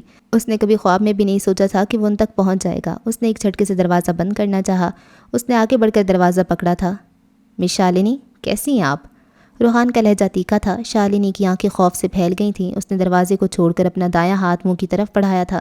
روحان کی نظر پڑ چکی تھی۔ اس نے ایک انگوٹھی پہنی ہوئی تھی جس میں جڑا نگینہ یقیناً زہریلا تھا۔ روحان نے دھکا دیا تھا۔ شالنی لڑکھڑائی تھی۔ اس سے پہلے وہ دوبارہ ایسی حرکت کرتی وہ اس کا ہاتھ پکڑ چکا تھا اور اس پوری قوت لگا کر وہ انگوٹھی نکال لی تھی۔ چھوڑو مجھے، تم یہاں کیا لینے آئے ہو؟ وہ دھاڑی تھی۔ آج اتنے سالوں بعد آخر تم سے ملاقات ہو ہی گئی۔ تم تو میری بڑی پکی مداح نکلی۔ 8-9 سال ہو گئے، ابھی تک پیچھا نہیں چھوڑا۔ روحان نے اسے جھٹکا دیا تھا۔ وہ پیچھے صوفے پہ گر گئی تھی۔ جان لینے کی غلطی مت کرنا، تم ابھی آر جے کے رحم و کرم پر ہو مس شالنی، اور تم آر جے کو اچھے سے جانتی ہو۔ بہتر ہوگا تم خود ہی سب سچ بتا دو، روحان نے صفاق لہجے میں کہا تھا۔ شالنی کی ریڑھ کی ہڈی میں سنسناہٹ ہوئی تھی۔ چلو پھر لوٹ جائیں ہم جہاں پر کچھ نہیں بدلا، نہ ماہ و سال بدلے ہیں، نہ ماضی حال بدلے ہیں۔ وہاں ہم لوٹ جائیں پھر جہاں معلوم ہو ہم کو نہیں کچھ اور ہے بدلا، فقط ہم تم ہی بدلے ہیں۔ وہی مٹی، وہی خوشبو، وہی سوندھی فضائیں ہیں، وہی گلزار منظر ہیں، وہی من چاہی راہیں ہیں، وہی بچپن، وہی بوڑھے، وہی سب ہیں جواں قصے، مگر اب میں نہیں ہوں وہ، مگر اب تم نہیں ہو وہ۔ وہی بادل، وہی بارش، وہی کشتی ہے کاغذ کی، وہی دھوپیں، وہی سائے، وہی دن رات من بھائے، وہی رونق، وہی خوشیاں، وہی جینے کی چاہت ہے، مگر بیکار ہے سب کچھ کہ اب ہم تم نہیں ہیں وہ۔ سبھی کچھ پھر خیالوں میں، یہاں کیوں جی رہا ہوں میں، جو گھاؤ بھر چکا کب کا، یوں ہی پھر سی رہا ہوں میں۔ سبھی کچھ وہ پرانا ہے، سبھی کچھ پھر سہانا ہے، اگر کچھ ہے نیا تو بس یہاں پر اب نہیں ہم تم۔ گیا وہ لوٹ آئے پھر، یہاں ایسا نہیں ہوتا، یہ رستہ ایک طرفہ ہے، کوئی واپس نہیں ہوتا، مگر کب کوئی سمجھا ہے، مگر کب کوئی مانا ہے۔ سبھی مڑ مڑ کے تکتے ہیں، گئے وقتوں پہ مرتے ہیں۔ چلو پھر لوٹ جائیں ہم جہاں پر کچھ نہیں بدلا، نہ ماہ و سال بدلے ہیں، نہ ماضی حال بدلے ہیں۔ ماہی خاموشی سے اپنا بیگ پیک کر رہی تھی۔ آج اسے واپس پاکستان جانا تھا، ہمیشہ ہمیشہ کے لیے۔ جو ہشام باہر بیٹھا اس کا انتظار کر رہا تھا وہ اس سے محبت کرتا تھا، لیکن جس ہشام سے اس نے محبت کی تھی وہ اسے بہت بڑی آزمائش میں ڈال گیا تھا۔ باہر انتظار کرتا ہشام جانتا تھا کہ وہ اس سے شاید کبھی بھی محبت نہیں کر پائے گی، لیکن وہ اسے پھر بھی لینے آیا تھا کیونکہ وہ اسے چاہتا تھا، اور محبت میں صرف دیا جاتا ہے، واپس نہیں لیا جاتا۔ میں تمہیں بہت یاد کروں گی ماہی، لیکن میں خوش ہوں، تم نے ایک اچھا فیصلہ کیا، ایلا نے اسے گلے لگایا تھا۔ میں ہشام کی خواہش کیسے پوری نہیں کرتی؟ اس نے پہلی اور آخری بار کچھ مانگا تھا، میں کیسے انکار کر دوں؟ وہ رو دی تھی۔ ہم سب بہت خوش ہیں ماہی، اور مجھے یقین ہے تم بھی بہت خوش اور پرسکون رہو گی، ہشام تمہیں بہت خوش رکھے گا، ایلا نے یقین دلایا تھا۔ ماہی صرف اس بات میں سر ہلا کر رہ گئی تھی۔ شالنی کا تعلق ایک خفیہ تنظیم سے تھا جس کا نام اینٹی اسلامک لیگ تھا۔ اس تنظیم کا کام اسلام کے خلاف کام کرنا تھا۔ یہ تنظیم مسلمانوں میں انتشار پھیلاتی تھی، شک و شبہات والے سوال نکال کر نوجوان نسل کی برین واشنگ کر کے انہیں ملحد بنانا تھا۔ اس تنظیم کا سربراہ کون تھا یہ کوئی بھی نہیں جانتا تھا، البتہ شالنی جس شخص کے لیے کام کرتی تھی وہ ایک ہندو ہی تھا۔ تنظیم میں بہت سے دوسرے مذاہب کے لوگ بھی شامل تھے جن کا راز سوشل میڈیا تک تھا۔ سالوں پہلے شالنی کی نظر آر جے پہ پڑی تھی جو ایک ملحد تھا، اور اسے لگتا تھا وہ لوگ بہتر طریقے سے اسے اسلام کے خلاف استعمال کر سکتے تھے، لیکن آر جے نے شالنی کو نظر انداز کیا تھا۔ پھر جینی مارٹر کو بھیجا گیا، اسے اغوا کر کے مارنے کی دھمکی دی گئی تھی، لیکن اس رات وہ کامیاب نہیں ہو سکی تھی۔ ہشام کی دعاؤں نے اسے بچا لیا تھا۔ جینی کو انہوں نے نشہ آور ادویات کا عادی بنا دیا تھا اور اسے زندگی میں اتنا الجھا دیا تھا کہ اس نے خودکشی کر لی تھی۔ شالنی نے روتے روتے سب بتایا تھا۔ روحان کو سب جان کر افسوس ہوا تھا۔ اگر تم ایسے ظالم لوگوں کا پردہ فاش کرنے میں میری مدد کرو تو میں تمہاری مدد کروں گا، میں تمہیں ان ظالموں کے چنگل سے بچا سکتا ہوں۔ روحان نے تسلی دی تھی۔ شالنی اور اس جیسی کئی لڑکیاں جو روزی کی تلاش میں نکلتی ہیں اور پھر غلط لوگوں کے ہاتھ لگ جاتی ہیں۔ میں تمہاری کوئی مدد نہیں کر سکتی، یہ تو مجھے پتہ چل ہی چکا ہے کہ وہ پیسہ تمہارے اکاؤنٹ سے ٹرانسفر ہوا ہے، میں عدالت میں پیش کروں گا، تم ماری جاؤ گی، اس سے بہتر ہے تم میرا ساتھ دو۔ اب تک ان لوگوں کو خبر مل چکی ہوگی کہ کوئی مجھ سے ملنے آیا ہے اور وہ سارے ثبوت مٹا دیں گے۔ شالنی ٹھیک کہہ رہی تھی، تم بس میری بے گناہی ثابت کرنے میں مدد کرو، ایسے لوگوں کے خلاف میں بعد میں جنگ لڑوں گا۔ اس کی بات سن کر شالنی سوچ میں پڑ چکی تھی۔ آج روحان نے کورٹ میں پیش ہونا تھا، 1 ہفتے کا وقت ملا تھا اسے۔ ڈاکٹر باسط بھی لندن آ چکے تھے۔ اس پہ کیس دائر کرنے والے وکیل نے پہلے اپنے ثبوت پیش کیے تھے۔ سبیل بھی پوری طرح سے تیار تھا۔ عدالت لوگوں سے کھچا کھچ بھری ہوئی تھی۔ سامنے قطار میں ایمی، ایلف اور ہانم بیٹھی تھیں اور اس تنظیم کے خفیہ لوگ بھی یقیناً وہاں موجود تھے۔ 2 گھنٹے بعد وہ لوگ عدالت سے باہر نکلے تھے اور پہلی ہی پیشگی پر روحان جبیل کو باعزت بری کر دیا گیا تھا۔ شالنی نے سچ اگلا تھا۔ اس نے بتایا تھا کہ وہ زیادہ نہیں جانتی، لیکن اس نے اپنی کہانی بتائی تھی۔ اسے استعمال کیا گیا تھا۔ شالنی کو گواہ کے طور پر دیکھ کر عدالت میں کھلبلی سی مچ گئی تھی۔ یقیناً تنظیم کے لوگ چوکنے ہو گئے تھے۔ روحان نے شالنی سے وعدہ کیا تھا کہ وہ اسے حفاظت سے جہاں وہ چاہے وہاں پہنچا دے گا، لیکن شاید شالنی جانتی تھی وہ دنیا کے دوسرے کونے پر بھی چلی جاتی تو اسے ڈھونڈ لیا جانا تھا۔ اسے النور پہنچا دیا گیا تھا، لیکن رات کے وقت اس نے ویڈیو ریکارڈ کرنے کے بعد پنکھے سے لٹک کر خودکشی کر لی تھی۔ یہ خبر بہت بری تھی۔ شالنی کے دیے گئے بیانات سے ایک بار پھر سوشل میڈیا پہ کھلبلی سی مچ گئی تھی۔ جو لوگ روحان کو غلط سمجھ رہے تھے اب وہ خاموش تھے۔ تم جیت گئے روحان جبیل، بہت بہت مبارکباد، ایلف نے میسج کیا تھا۔ ابھی تو جنگ شروع ہوئی ہے، ابھی تو میں نے شروعات کی ہے، ابھی ہار جیت کا فیصلہ نہیں ہوا، لیکن بہت بہت شکریہ، آپ نے اتنی مدد کی میری۔ وہ مسکرا دیا تھا۔ تمہاری بے گناہی نے ثابت کر دیا ہے کہ گورے آج بھی اسلام سے ڈرتے ہیں۔ سبیل نے اس کا کندھا تھپ تھپایا تھا۔ لندن میں ایک بار پھر سے ایک نئی جنگ چھڑ گئی ہے۔ لوگ اسلام کے اتنے خلاف کیوں ہیں؟ کیوں اتنا خوف کھاتے ہیں اس سے؟ اور جو لوگ اس مذہب کو خاطر میں نہیں لاتے وہ بھی آج سوچ میں پڑ گئے ہیں کہ آخر اس مذہب میں ایسا کیا ہے جسے ختم کرنے کے لیے خفیہ تنظیمیں بنائی جاتی ہیں۔ یہ بات کرتی ہوئی روحان کو ایمی کافی سمجھدار لگی تھی۔ جس جنگ کی تم نے شروعات کی ہے یقیناً بہت مشکل ہے، قربانیاں دینی پڑیں گی، لیکن ایک وقت آئے گا جب سچ کھل کر سامنے آ جائے گا۔ رات کا اندھیرا کبھی اجالے کو نگل نہیں سکتا، تم فاتح ٹھہرو گے۔ جیتے رہو میرے بچے۔ ڈاکٹر باسط نے اسے گلے لگایا تھا۔ اس طوفان نے جو روحان کی زندگی میں آ کر گزر گیا تھا اسے مزید مضبوط بنا دیا تھا۔ اس کے ارادے چٹان کی مانند پختہ ہو چکے تھے۔ سالوں پہلے میں نے بس ایک خواہش کی تھی، ایک چھوٹی سی خواہش، میں نے کبھی سوچا بھی نہیں تھا کہ وہ پوری ہو جائے گی۔ آج میں نے لندن کے ہر چینل پر روحان جبیل کا نام سنا تو احساس ہوا واقعی میں اسکالر کی بیوی ہوں، جسے دین کی خدمت کرتے دیکھ کر لوگ سازشیں کر رہے ہیں۔ انسان کے خلاف ہونے والی سازشیں ہی انسان کے لیول کا پتہ دیتی ہیں، اسے ہی مٹانے کی کوشش کی جاتی ہے جس کا کوئی وجود ہوتا ہے۔ بہت بہت مبارکباد مسٹر روحان جبیل، آج آپ اپنا ایک وجود بنا چکے ہیں۔ اس وجود سے ٹکرانے سے پہلے لوگ سینکڑوں دفعہ سوچیں گے۔ ہانم نے مسکرا کر اپنا ہاتھ آگے بڑھایا تھا۔ بہت بہت شکریہ مسز روحان جبیل۔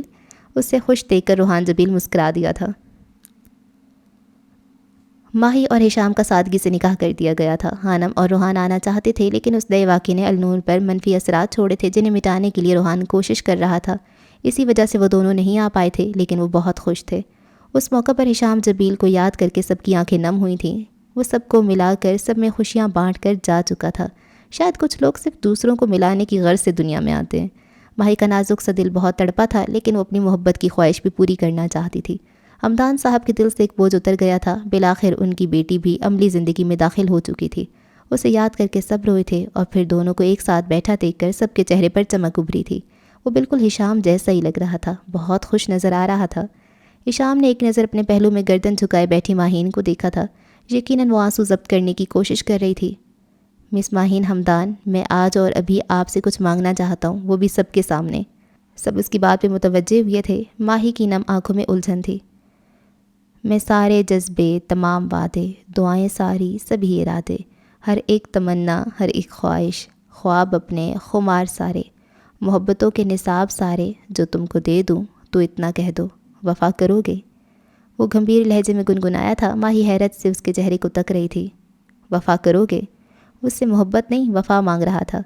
ہاں، ماہی نے نہ چاہتی ہوئی بھی اس بات میں سر ہلا دیا تھا۔ گھر کے سارے افراد مسکرا دیے تھے۔ جواد نے ہوٹنگ کی تھی۔ ہاں، وفا کروں گی، اور یہ پورا پیرس جانتا تھا ماہین حمدان ایک وفادار لڑکی تھی۔ ہشام جبیل مسکرا دیا تھا۔ اس کی آنکھوں کی چمک مزید بڑھ گئی تھی۔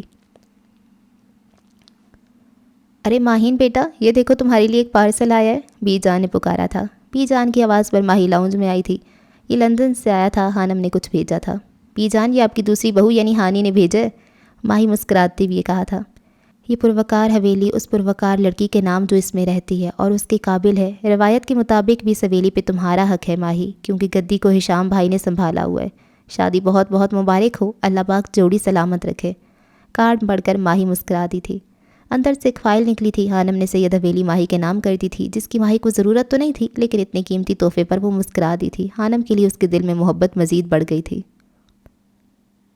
مبارک محترمہ، تمہارا کپل سلیکٹ ہو چکا ہے۔ ماہم کا فون تھا۔ ہانم گھر کے باہر لگے پودوں کو پانی دے رہی تھی، ملازمہ اس کے ساتھ ہی تھی۔ کیا مطلب؟ میں سمجھی نہیں۔ ہانم کے چہرے پر الجھن پھیلی۔ مطلب یہ ہے کہ لندن میں best couple of the year کا ایک بہت بڑا شو شروع ہوا ہے، جو ایک گیم کی طرح ہے۔ بیسٹ کپل کو ایوارڈ دیا جائے گا، اور میں نے اس گیم کے لیے تمہارے اور روحان بھائی کا تعارف دے دیا تھا، اور اب تم لوگوں کو سلیکٹ کر لیا گیا ہے۔ کچھ دیر تک لیٹر مل جائے گا، دیکھ لینا۔ کیا تم پاگل ہو گئی ہو ماہم؟ نہیں تو میں بالکل ٹھیک ہوں۔ میں اپنا اور حارث کا نام دے دیتی، لیکن شرط یہ ہے کہ وہ جوڑا لندن میں ہی رہتا ہو۔ اتنے لوگوں میں سے صرف 9 جوڑے چنے گئے ہیں، ان میں سے ایک تم لوگوں کا ہے۔ تمہیں تو خوش ہونا چاہیے۔ لیکن مجھ سے پوچھ تو لیتی۔ ہانم کو کوفت ہو رہی تھی۔ مقررہ وقت ختم ہونے والا تھا، اس لیے میں نے تم دونوں کا تعارف دے دیا۔ باقی معلومات وہ خود نکلوا لیتے ہیں، اور پھر انہوں نے چن لیا۔ 1 یا 2 راؤنڈ ہوں گے، تم فکر مت کرو، بس یہ ایوارڈ جیت لینا۔ ماہی اپنے دھن میں بول رہی تھی، جبکہ ہانم سر پیٹ کر رہ گئی تھی۔ تم نے ہانم سے ہی شادی کیوں کی؟ میرا مطلب محبت کے علاوہ کوئی وجہ بتاؤ۔ ایلف نے اپنے ساتھ چلتے ہوئے روحان سے پوچھا تھا۔ وہ دونوں لیب سے باہر نکلے تھے۔ ایلف پروفیسر جسٹن سے ملنے لیب آئی تھی، اور وہیں اسے روحان ملا تھا۔ وہ میرے جیسی ہے، روحان نے مسکرا کر جواب دیا۔ اچھا، لیکن مجھے ایسا محسوس نہیں ہوا۔ میں اسے 2 بار ملی ہوں، یا شاید میں اسے سمجھ نہیں پائی۔ ایلف نے اپنے دل کی بات کی تھی۔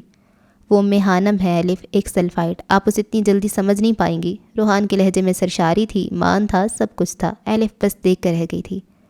تم ابھی تک اسے گھمانے نہیں لے کر گئے؟ ایلف نے بات بدلی تھی۔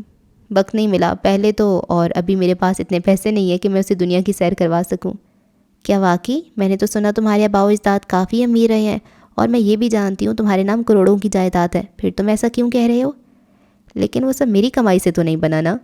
وہ مجھے وراثت میں ملا ہے، اسے میں کسی اور مقصد کے لیے استعمال کروں گا۔ میں چاہتا ہوں ہانم کی ہر ضرورت، ہر خواہش کو میں اپنی محنت کی کمائی سے پورا کروں۔ وہ میری ذمہ داری ہے، اور میری ہی ہے۔ اس پر جو بھی خرچ ہو وہ میرا ہو۔ روحان کافی سنجیدہ تھا۔ وہ تم سے کچھ مانگتی نہیں ہے کیا؟ ایلف نے اپنی تیز ہوتی دھڑکن کو نارمل کرنے کی کوشش کی تھی۔ ابھی تک تو نہیں۔ چلو اچھی بات ہے، لیکن یاد رکھو کہ اسے پورا وقت دیا کرو۔ اگر تم اسے وقت نہیں دو گے تو وہ تم سے دور ہو جائے گی، اور یہ وقت بار بار نہیں آتا۔ ایلف نے اسے سمجھایا تھا، اور روحان اس کی بات سمجھ بھی گیا تھا۔ میں پوری کوشش کروں گا، وہ مسکرا دیا تھا۔ اوکے، پھر ملیں گے، وہ مسکرا کر کہتی جا چکی تھی۔ روحان کی نگاہوں نے دور تک برف کی ملکہ کا پیچھا کیا تھا، جس کے دل کی حالت وہ سمجھ سکتا تھا۔ وہ کوئی عام یا سطحی لڑکی نہیں تھی جو اپنے جذبات کے سامنے کمزور پڑ جاتی۔ وہ ایلف تھی، دنیا بدلنے کی صلاحیت رکھنے والی ایلف آسکر۔ روحان، مجھے پیسے چاہیے۔ وہ کتاب پڑھنے میں مگن تھا جب ہانم وہاں وارد ہوئی۔ کتنے؟ وہ حیران ہوا تھا۔ ہانم نے پہلی بار اس سے کچھ مانگا تھا۔ 1 لاکھ، ہانم نے بنا دیکھے جواب دیا تھا۔ 1 لاکھ؟ خیریت؟ وہ اب سیدھا ہوا تھا۔ کچھ دنوں سے وہ ہانم کو جان بوجھ کر نظر انداز کر رہا تھا۔ وہ شاید دیکھنا چاہتا تھا کہ اس کے نظر انداز کرنے سے ہانم کو فرق پڑتا تھا یا نہیں، اور شاید پڑتا تھا، اس کا انداز بتاتا تھا۔ شاپنگ کرنے جانے؟ کس کے ساتھ؟ روحان کو سمجھ نہیں آ رہا تھا کہ اسے یوں اچانک بیٹھے بٹھائے شاپنگ کا شوق کیسے چڑھ گیا تھا۔ ایمی کے ساتھ۔ وہ اسے دیکھنے سے مکمل اجتناب کر رہی تھی۔ ایمی؟ روحان چونکا۔ اچھا، تو ایمی میری بیوی کو ورغلا رہی ہے، اس نے دل میں سوچا تھا۔ وہ تم میرے ساتھ بھی جا سکتی ہو۔ آپ کے پاس میرے لیے وقت نہیں، اور نہ ہی میری قدر ہے آپ کو۔ اب بس میں اپنی فرینڈز کے ساتھ شاپنگ پہ جایا کروں گی، وہ خفا خفا سی کہہ رہی تھی۔ بیٹھ جاؤ ہانم۔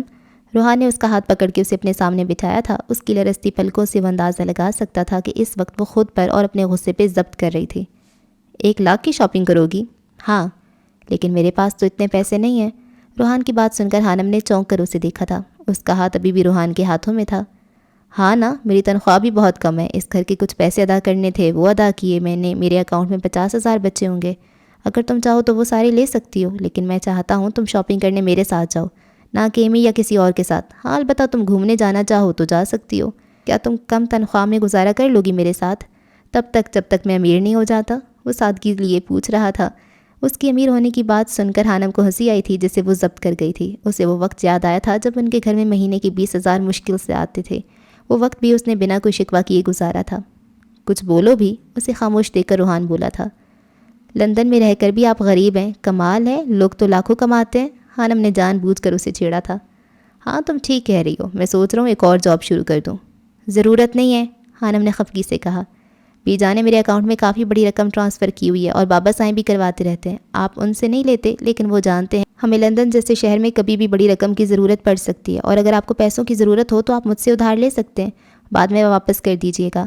ہانم نے گردن اکڑاتے ہوئے کہا تھا۔ اس کی بات سن کر روحان کے چہرے پر مسکراہٹ ابھری تھی۔ شکریہ میری بات سمجھنے کے لیے، اس نے حانم کے ہاتھ کو ہولے سے دباتے ہوئے کہا تھا۔ لیکن آپ کو میرا ایک کام کرنا ہوگا۔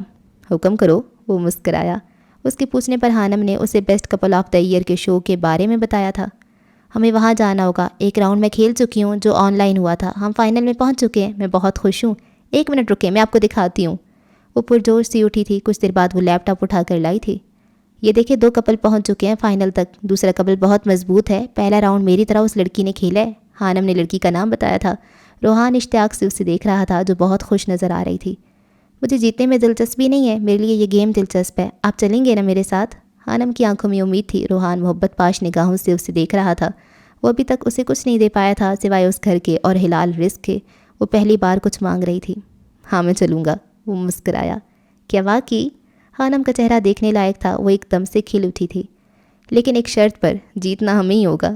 ٹھیک ہے، مجھے منظور ہے۔ یہ دیکھیں یہ آخری سوال ہے، اس کا جواب آپ دیں، یہ اضافی ہے، اس سے ہمارے پوائنٹس بڑھیں گے۔ حانم نے لیپ ٹاپ اس کی طرف کھسکایا تھا جسے روحان نے مسکرا کر پکڑا تھا۔ شاعری بھی بارش ہے، جب برسنے لگتی ہے سورج کی زمینوں کو رنگ بخشتی ہے، نت نئے خیالوں کی کونپلیں نکلتی ہیں، اور پھر روانی پر یوں بہار آتی ہے جیسے ٹھوس پربت سے گنگناتی وادی میں آبشار آتی ہے۔ شاعری بھی بارش ہے، ان دلوں کی دھرتی پر غم کی آگ نے جن کو راکھ میں بدل ڈالا تھا، ذہن و دل کا ہر جذبہ جیسے خاک کر ڈالا تھا۔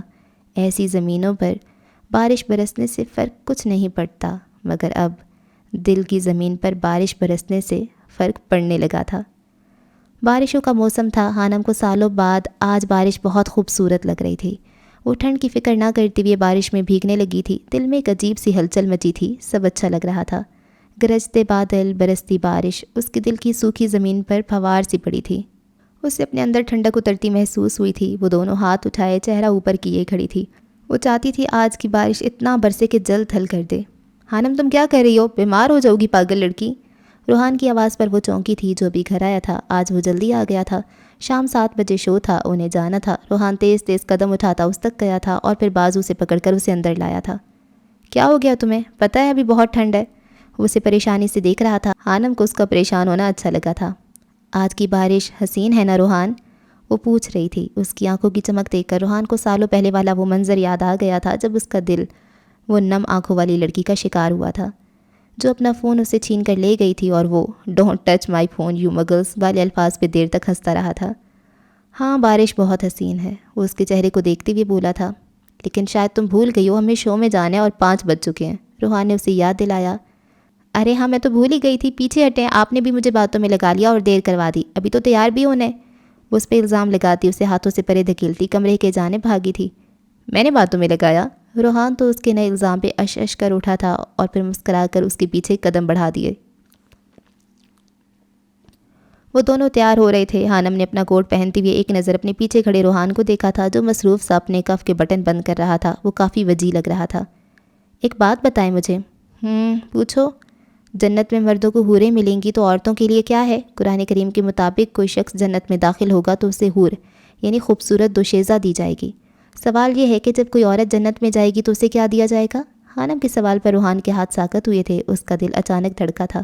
حانم نے یہ سوال کیوں کیا تھا؟ کچھ وہ سمجھ رہا تھا لیکن اسے یقین نہیں ہو رہا تھا۔ کیا واقعی وہ ایسا سوچ رہی تھی؟ اگر روحان جنت میں جاتا تو اسے حوریں ملتی اور حانم وہ کسی اور کا ہو جاتا۔ حانم کے دل میں کسک سی اٹھی تھی، وہ اس کی عادی ہو رہی تھی، اس کا دل بے چین تھا اور اس کی یہ بے چینی سوال کی صورت میں باہر آئی تھی۔ لفظ حور قرآن کریم میں کم از کم 4 مختلف مقامات پہ استعمال ہوا ہے۔ یوں ہی ہوگا اور ہم ان کے نکاح کر دیں گے بڑی بڑی آنکھوں والی حوروں سے، اور ہم ان کا نکاح بڑی بڑی اور روشن آنکھوں والی حوروں سے کر دیں گے، خیموں میں ٹھہرائی گئی حوریں، اور ان کے لیے خوبصورت آنکھوں والی حوریں ہوں گی، ایسی حسین جیسے چھپا کر رکھے ہوئے موتی۔ حور کا مطلب کیا ہے؟ روحان نے اسے کندھوں سے تھام کر اس کا رخ اپنی جانب کیا تھا۔ اب وہ نرمی سے پوچھ رہا تھا۔ حور مطلب خوبصورت دوشیزہ؟ حانم نے جواب دیا تھا جسے سن کر روحان کے لبوں پر نرم سی مسکراہٹ ابھری تھی۔ ٹھیک کہا تم نے۔ قرآن کریم کے بہت سے مترجمین نے لفظ حور کا ترجمہ خصوصاً اردو تراجم میں خوبصورت دوشیزائیں یا لڑکیاں کیا ہے۔ اس صورت میں وہ صرف مردوں کے لیے ہوں گی، تب جنت میں جانے والی عورتوں کے لیے کیا ہوگا؟ لفظ حور فی الواقعہ احور مردوں کے لیے قابل اطلاق یعنی مذکر، اور حورا عورتوں کے لیے قابل اطلاق یعنی مونس دونوں کا صیغہ جمع ہے اور یہ کیسے شخص کی طرف اشارہ کرتا ہے جس کی آنکھیں حور سے متصف ہوں، جو جنت میں جانے والے مردوں اور خواتین کی ساحل ارواح کو بخشی جانے والی خصوصی صفت ہے، اور یہ روحانی آنکھ کے سفید حصے کی انتہائی اجلی رنگت کو ظاہر کرتی ہے۔ دوسری کئی آیات میں قرآن کریم میں فرمایا گیا ہے کہ جنت میں تمہارے ازواج یعنی جوڑے ہوں گے اور تمہیں تمہارا جوڑا یا پاکیزہ ساتھی عطا کیا جائے گا۔ ارشاد باری تعالیٰ ہے، اور اے پیغمبر، جو لوگ اس کتاب پر ایمان لائیں اور نیک عمل کریں انہیں خوشخبری دے دیں کہ ان کے لیے ایسے باغ ہیں جن کے نیچے نہریں بہتی ہوں گی۔ جب بھی ان میں سے کوئی پھل انہیں دکھانے کو دیا جائے گا تو وہ کہیں گے یہ تو وہی ہے جو اس سے پہلے ہم کو دنیا میں دیا جاتا تھا۔ ان کے لیے وہاں پاکیزہ بیویاں ہوں گی اور وہ وہاں ہمیشہ رہیں گے۔ اور جن لوگوں نے ہماری آیات کو مان لیا اور نیک عمل کیے ان کو ہم ایسے باغوں میں داخل کریں گے جن کے نیچے نہریں بہتی ہوں گی، جہاں وہ ہمیشہ رہیں گے، اور ان کو پاکیزہ بیویاں ملیں گی اور انہیں ہم گھنی چھاؤں میں رکھیں گے۔ لہٰذا لفظ حور کسی خاص جنس یا صنف کے لیے مخصوص نہیں۔ علامہ محمد اسد نے لفظ حور کا ترجمہ خاوند یا بیوی کیا ہے، جبکہ علامہ عبداللہ یوسف علی نے اس کا ترجمہ کمپینین یعنی ساتھی کیا ہے۔ چنانچہ بعض علماء کے نزدیک جنت میں کسی مرد کو جو حور ملے گی وہ ایک بڑی بڑی چمکتی ہوئی آنکھوں والی خوبصورت دوشیزہ ہوگی، جبکہ جنت میں داخل ہونے والی عورت کو جو ساتھی ملے گا وہ بھی بڑی بڑی روشن آنکھوں والا ہوگا۔ سمجھ آئی؟ روحان نے اس کے سر سے اپنا سر ہولے سے ٹکراتے ہوئے پوچھا تھا۔ حانم کو سمجھ آ گئی تھی لیکن اس کی الجھن دور نہیں ہوئی تھی۔ ہاں لیکن وہ کچھ کہنا چاہتی تھی۔ لیکن کیا؟ روحان نے پوچھا۔ کچھ نہیں، حانم نے اپنا رخ دوبارہ آئینے کے سامنے کیا۔ وہ اپنے احساسات کو روحان پر عیاں نہیں ہونے دینا چاہتی تھی۔ بولو بھی، وہ اسے جان بوجھ کر چڑھا رہا تھا۔ کیا بولوں؟ وہ روحان سی ہوئی۔ ایک جنتی عورت حوروں سے کئی درجے بہتر ہوگی، اور تم فکر نہ کرو، میں نے اس دنیا میں تمہیں چنا ہے، آخرت میں بھی تمہیں ہی چنوں گا۔ مجھے حوروں کی طلب نہیں رہی، مجھے میں حانم سے سروکار ہے۔ وہ مسکراتی ہوئے کہہ رہا تھا۔ حانم کا سانس اٹک سا گیا تھا، وہ اس کی الجھن سمجھ گیا تھا۔ باتیں اچھی کر لیتے آپ۔ حانم نے خوابناک ماحول کا سر زائل کرنے کی کوشش کی تھی۔ اور تم جتنی مرضی باتیں چھپا لو، میں تمہارے دل کی کیفیت جانتا ہوں۔ وہ شریر ہوا تھا۔ تنگ کریں مجھے؟ حانم نے گھوری سے نوازا۔ نہیں، ابھی تنگ کرنے کا ارادہ نہیں ہے، ابھی تو میں چاہتا ہوں ہم وقت پہ مقررہ جگہ پہ پہنچ جائیں، کیونکہ اگر ہم لیٹ ہوئے تو ہمیشہ کی طرح الزام مجھ پہ ہی آئے گا۔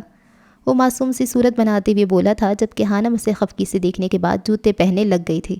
وہ واقعی لیٹ نہیں ہونا چاہتی تھی۔ وہ دونوں تیار ہو کر گھر سے نکلنے ہی لگے جب اچانک حانم کو چھینکیں آنا شروع ہو گئی تھیں۔ وہ بری طرح سے چھینک رہی تھی، اس کا چہرہ سرخ ہو گیا تھا۔ اوف، دیکھا، یہ بارش میں نہانے کا نتیجہ ہے۔ روحان خفا ہوا تھا۔ میں ٹھیک ہوں، حانم نے سر میں اٹھتی درد کی لہر کو ضبط کرتے ہوئے کہا تھا۔ اس کی آنکھوں سے پانی نکلنا شروع ہو گیا تھا۔ مجھے لگتا ہے فلو ہو گیا ہے۔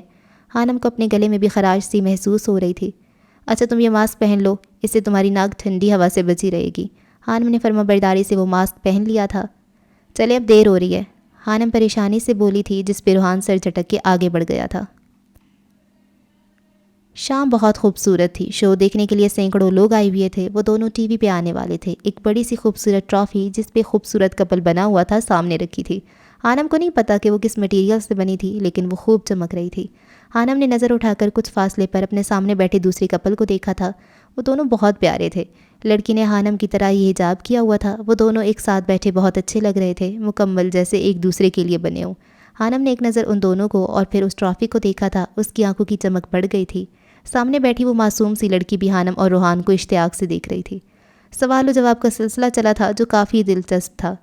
اوکے، اب آپ دونوں کپلز میں سے ایک دوسرے کے لیے کچھ لکھے گا۔ وہ شاعری بھی ہو سکتی ہے اور خوبصورت الفاظ بھی، کوئی پیغام بھی اور دل نشین اظہار بھی۔ میزبان کے کہنے پر وہاں بیٹھے لوگوں نے تالیاں بجائی تھیں۔ ہوٹنگ کر کے ان کا حوصلہ بڑھایا گیا تھا۔ دونوں جوڑوں نے گیم کو سمجھتے ہوئے سر ہلایا تھا۔ جی تو کپل 7، آپ لوگوں سے شروع کرتے ہیں۔ آپ لوگوں کے سامنے یہ لیپ ٹاپ رکھا ہے، اس پہ دونوں میں سے ایک نے دوسرے کے لیے کچھ لکھنا ہے جو اس بڑی اسکرین پہ شو ہوگا۔ میزبان نے اپنی پیچھے دیوار پہ لگی اسکرین کی طرف اشارہ کیا تھا۔ میں کچھ کہنا چاہتی ہوں، لڑکی نے اپنے ساتھ بیٹھے اپنے ہسبینڈ سے کہا تھا جو ہولے سے مسکرایا تھا۔ میرے رہنما تیرا شکریہ کہ 1000 بار شکریہ، میرے رہنما میری زندگی کو حسین تر بنا دیا۔ لڑکی کی انگلیاں تیزی سے ٹائپ کر رہی تھیں، اس کے چہرے پر خوبصورت مسکراہٹ تھی۔ میرے رہنما تیرا شکریہ، مجھے طلسماتی شہر میں لا کر ایک ساحرہ بنا دیا۔ میرے رہنما تیرا شکریہ، میں حسین تو تھی لیکن مجھے حسین تر بنا دیا۔ حال سے واو اور امیزنگ کی آوازیں ابھرنے لگی تھیں۔ حانم اور روحان بھی دلچسپی سے اسکرین پہ ابھرنے والی شاعری پڑھ رہے تھے۔ میرے رہنما تیرا شکریہ، میں محبتوں کی منکر تھی، مجھے محبتوں سے نواز دیا، میرے رہنما تیرا شکریہ، میں اندھیروں میں تھی کھوئی ہوئی، مجھے روشنی سے ملا دیا، میرے رہنما تیرا شکریہ۔ میں آج کہنا چاہتی ہوں کہ زندگی کے ہر ایک پل میں ساتھ رہنا چاہتی ہوں، مجھے اداسیوں سے نکال کر مسکرانا سکھا دیا، میں خاموشیوں کی تھی شاعرہ، مجھے سحر پھونکنا سکھا دیا، مجھے راستوں کی خبر نہ تھی، مجھے رہنما بنا دیا، میرے رہنما تیرا شکریہ، میرے رہنما تیرا شکریہ۔ اس کے ہاتھ ساکت ہوئے تھے، خانم کسی ٹرانس میں وہ شاعری پڑھ رہی تھی، اس کی حالت بھی کچھ ایسی ہی تھی۔ ویل ڈن مسز آغا، میزبان نے حیران ہوتے ہوئے اس کی تعریف کی تھی اور ایک بار پھر پورا ہال تالیوں سے گونج اٹھا تھا۔ جی تو کپل ون، آپ دونوں میں سے کون اپنے احساسات کا اظہار کرے گا؟ میزبان نے اب خانم اور روحان کی طرف دیکھتے ہوئے پوچھا تھا۔ میں، روحان تیار تھا۔ جفا وجود کی دنیا سنوار دی ہم نے، زہ نصیب کے ہنس کے گزار دی ہم نے، کلی کلی ہمیں حیرانیوں سے تکتی ہے کہ پت چھڑوں میں صدائے بہار دی ہم نے، خیال یار کی رنگینیوں میں گم ہو کر جمال یار کی عظمت نکھار دی ہم نے، وہ زندگی کے جسے زندگی سے نسبت تھی تمہاری زلف پریشان پہ وار دی ہم نے۔ خانم کی نظریں اسکرین پہ جمی تھیں، وہ بنا دیکھے بھی روحان کے تاثرات سمجھ سکتی تھی، وہ اس کے جذبات کو محسوس کر سکتی تھی۔ تم نے دیکھے ہیں وہ ہونٹ، وہ رخسار، وہ پیشانی، زندگی جن کے تصور میں لٹا دی ہم نے، تجھ پہ اٹھی ہیں وہ کھوئی ہوئی ساحر آنکھیں، تجھ کو معلوم ہے کیوں عمر گوا دی ہم نے، اسے نہ جیت سکے گا غم زمانہ اب، جو کائنات تیرے در پہ ہار دی ہم نے۔ خانم نے محسوس کیا تھا روحان کے لکھے الفاظ دھندلے پڑ رہے تھے، شاید اس کی آنکھوں میں نمی امڑ آئی تھی۔ یہ بات بہت ہی حیران کن ہے کہ آج اس پلیٹ فارم پہ 2 کپل آئے جن کے پوائنٹس ابھی تک برابر ہیں، اور تو اور وہ دونوں کپل ہی ایشین ہیں۔ دیکھتے ہیں اس آخری سوال کا جواب کون سا کپل دے کر آج کا بیسٹ کپل کہلائے گا۔ میزبان کافی پرجوش تھا۔ تو کپل 7، پہلے سوال آپ لوگوں سے ہوگا۔ مسز آغا، آپ جانتی ہیں کہ مسٹر آغا پہلے سے شادی شدہ تھے، پہلے بھی محبت ہوئی ہوگی انہیں، اور کیا پتہ آپ کے بعد بھی کسی سے ہو جائے۔ تو میرا سوال یہ ہے کہ آپ مسٹر آغا کی کون سے والی محبت ہیں؟ خانم نے دیکھا تھا کہ میزبان کا سوال سن کر مسٹر اور مسز آغا دونوں کے چہرے کا رنگ پھک ہوا تھا، ہال میں ایک پل کے لیے سناٹا چھا گیا تھا۔ وہ، مسز آغا نے کچھ کہنا چاہا تھا۔ داستان ختم ہونے والی ہے، تم میری آخری محبت ہو۔ اس سے پہلے وہ کچھ بولتی مسٹر آغا نے اس کا ہاتھ تھام کر کہا تھا۔ لوگ ایک بار پھر حیران رہ گئے تھے، وہ دونوں ایک دوسرے سے بہت محبت کرتے تھے، اس ایک شعر نے ان کی حقیقت بیان کر دی تھی۔ Very good. تو مسز جبیل، جیسے کہ ہمیں معلوم ہوا ہے کہ آپ دونوں ایک ہی یونیورسٹی میں پڑھتے تھے، میرا آپ سے یہ سوال ہے کہ وہ کون سی چیز تھی جس سے مسٹر جبیل اپنی اسٹوڈنٹ لائف میں شدید ناپسند یا نفرت کرتے تھے؟ میزبان خانم سے پوچھ رہا تھا۔ خانم کے پاس 1 منٹ کا وقت تھا، اس نے ایک نظر اپنے سامنے بیٹھے کپل کو دیکھا، پھر ٹرافی کو اور پھر روحان کو جس کی آنکھوں میں امید سی تھی۔ خانم کے تاثرات کو کوئی جانچ نہیں سکتا تھا، کوئی فلو کی وجہ سے وہ ماسک پہنے ہوئے تھی۔ خانم نے آنکھیں بند کی، ایک گہری سانس لی اور پھر جواب دیا۔ میوزک، انہیں میوزک سے شدید نفرت تھی۔ خانم نے گویا دھماکہ کیا تھا۔ روحان نے بے یقینی کی کیفیت سے خانم کو دیکھا تھا، اس نے غلط جواب دیا تھا۔ وہ حیرانگی سے خانم کو دیکھ رہا تھا جس کی آنکھوں میں کوئی الجھن نہیں تھی۔ آر یو شور؟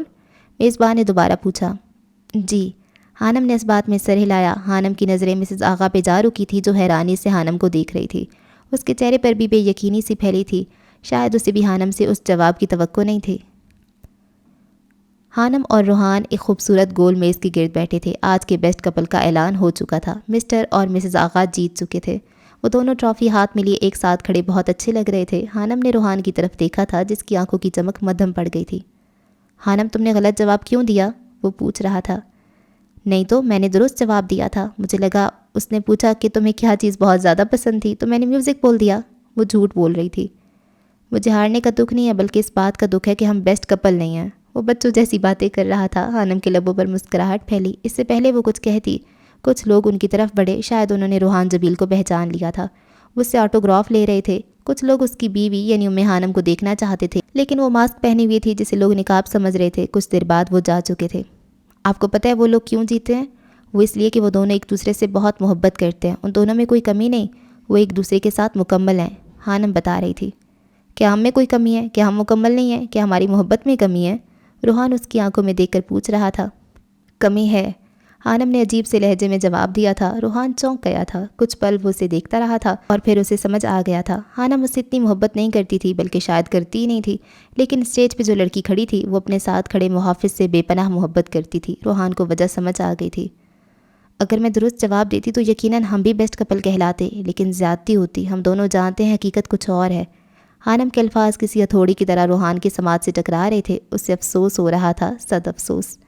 وہ حانم کے دل میں اپنے لیے محبت پیدا نہیں کر سکا تھا. اس سے پہلے وہ کچھ کہتا انہوں نے مسز آغا کو اپنی طرف بڑھتے پایا تھا. وہ مسکرا کر ان کی طرف آ رہی تھیں. السلام علیکم. اس نے سلام کیا تھا جس کا جواب دونوں نے خوش دلی سے دیا تھا. میرا نام حرم ہے, حرم نور, اور وہ میرے ہسبینڈ ہیں ڈاکٹر فرحاد آغا, ایک نیورولوجسٹ. شاید آپ دونوں ہمیں نہیں جانتے لیکن میں آپ دونوں کو بہت اچھے سے جانتی ہوں. وہ مسکرائی تھی. اس کے ہاتھ میں پکڑی ٹرافی حانم کے سامنے تھی. میری طرف سے یہ ایوارڈ آپ دونوں کے لیے, دو عجیب لوگوں کے لیے جن کی زندگی کے 7 پہروں کو میں جانتی ہوں. وہ پر اصرار سے لہجے میں کہہ رہی تھی. پکڑ لیں. حانم کے ٹرافی نہ پکڑنے پر اس نے دوبارہ کہا تھا جس پر حانم نے وہ ٹرافی لے کر میز پہ رکھ دی تھی.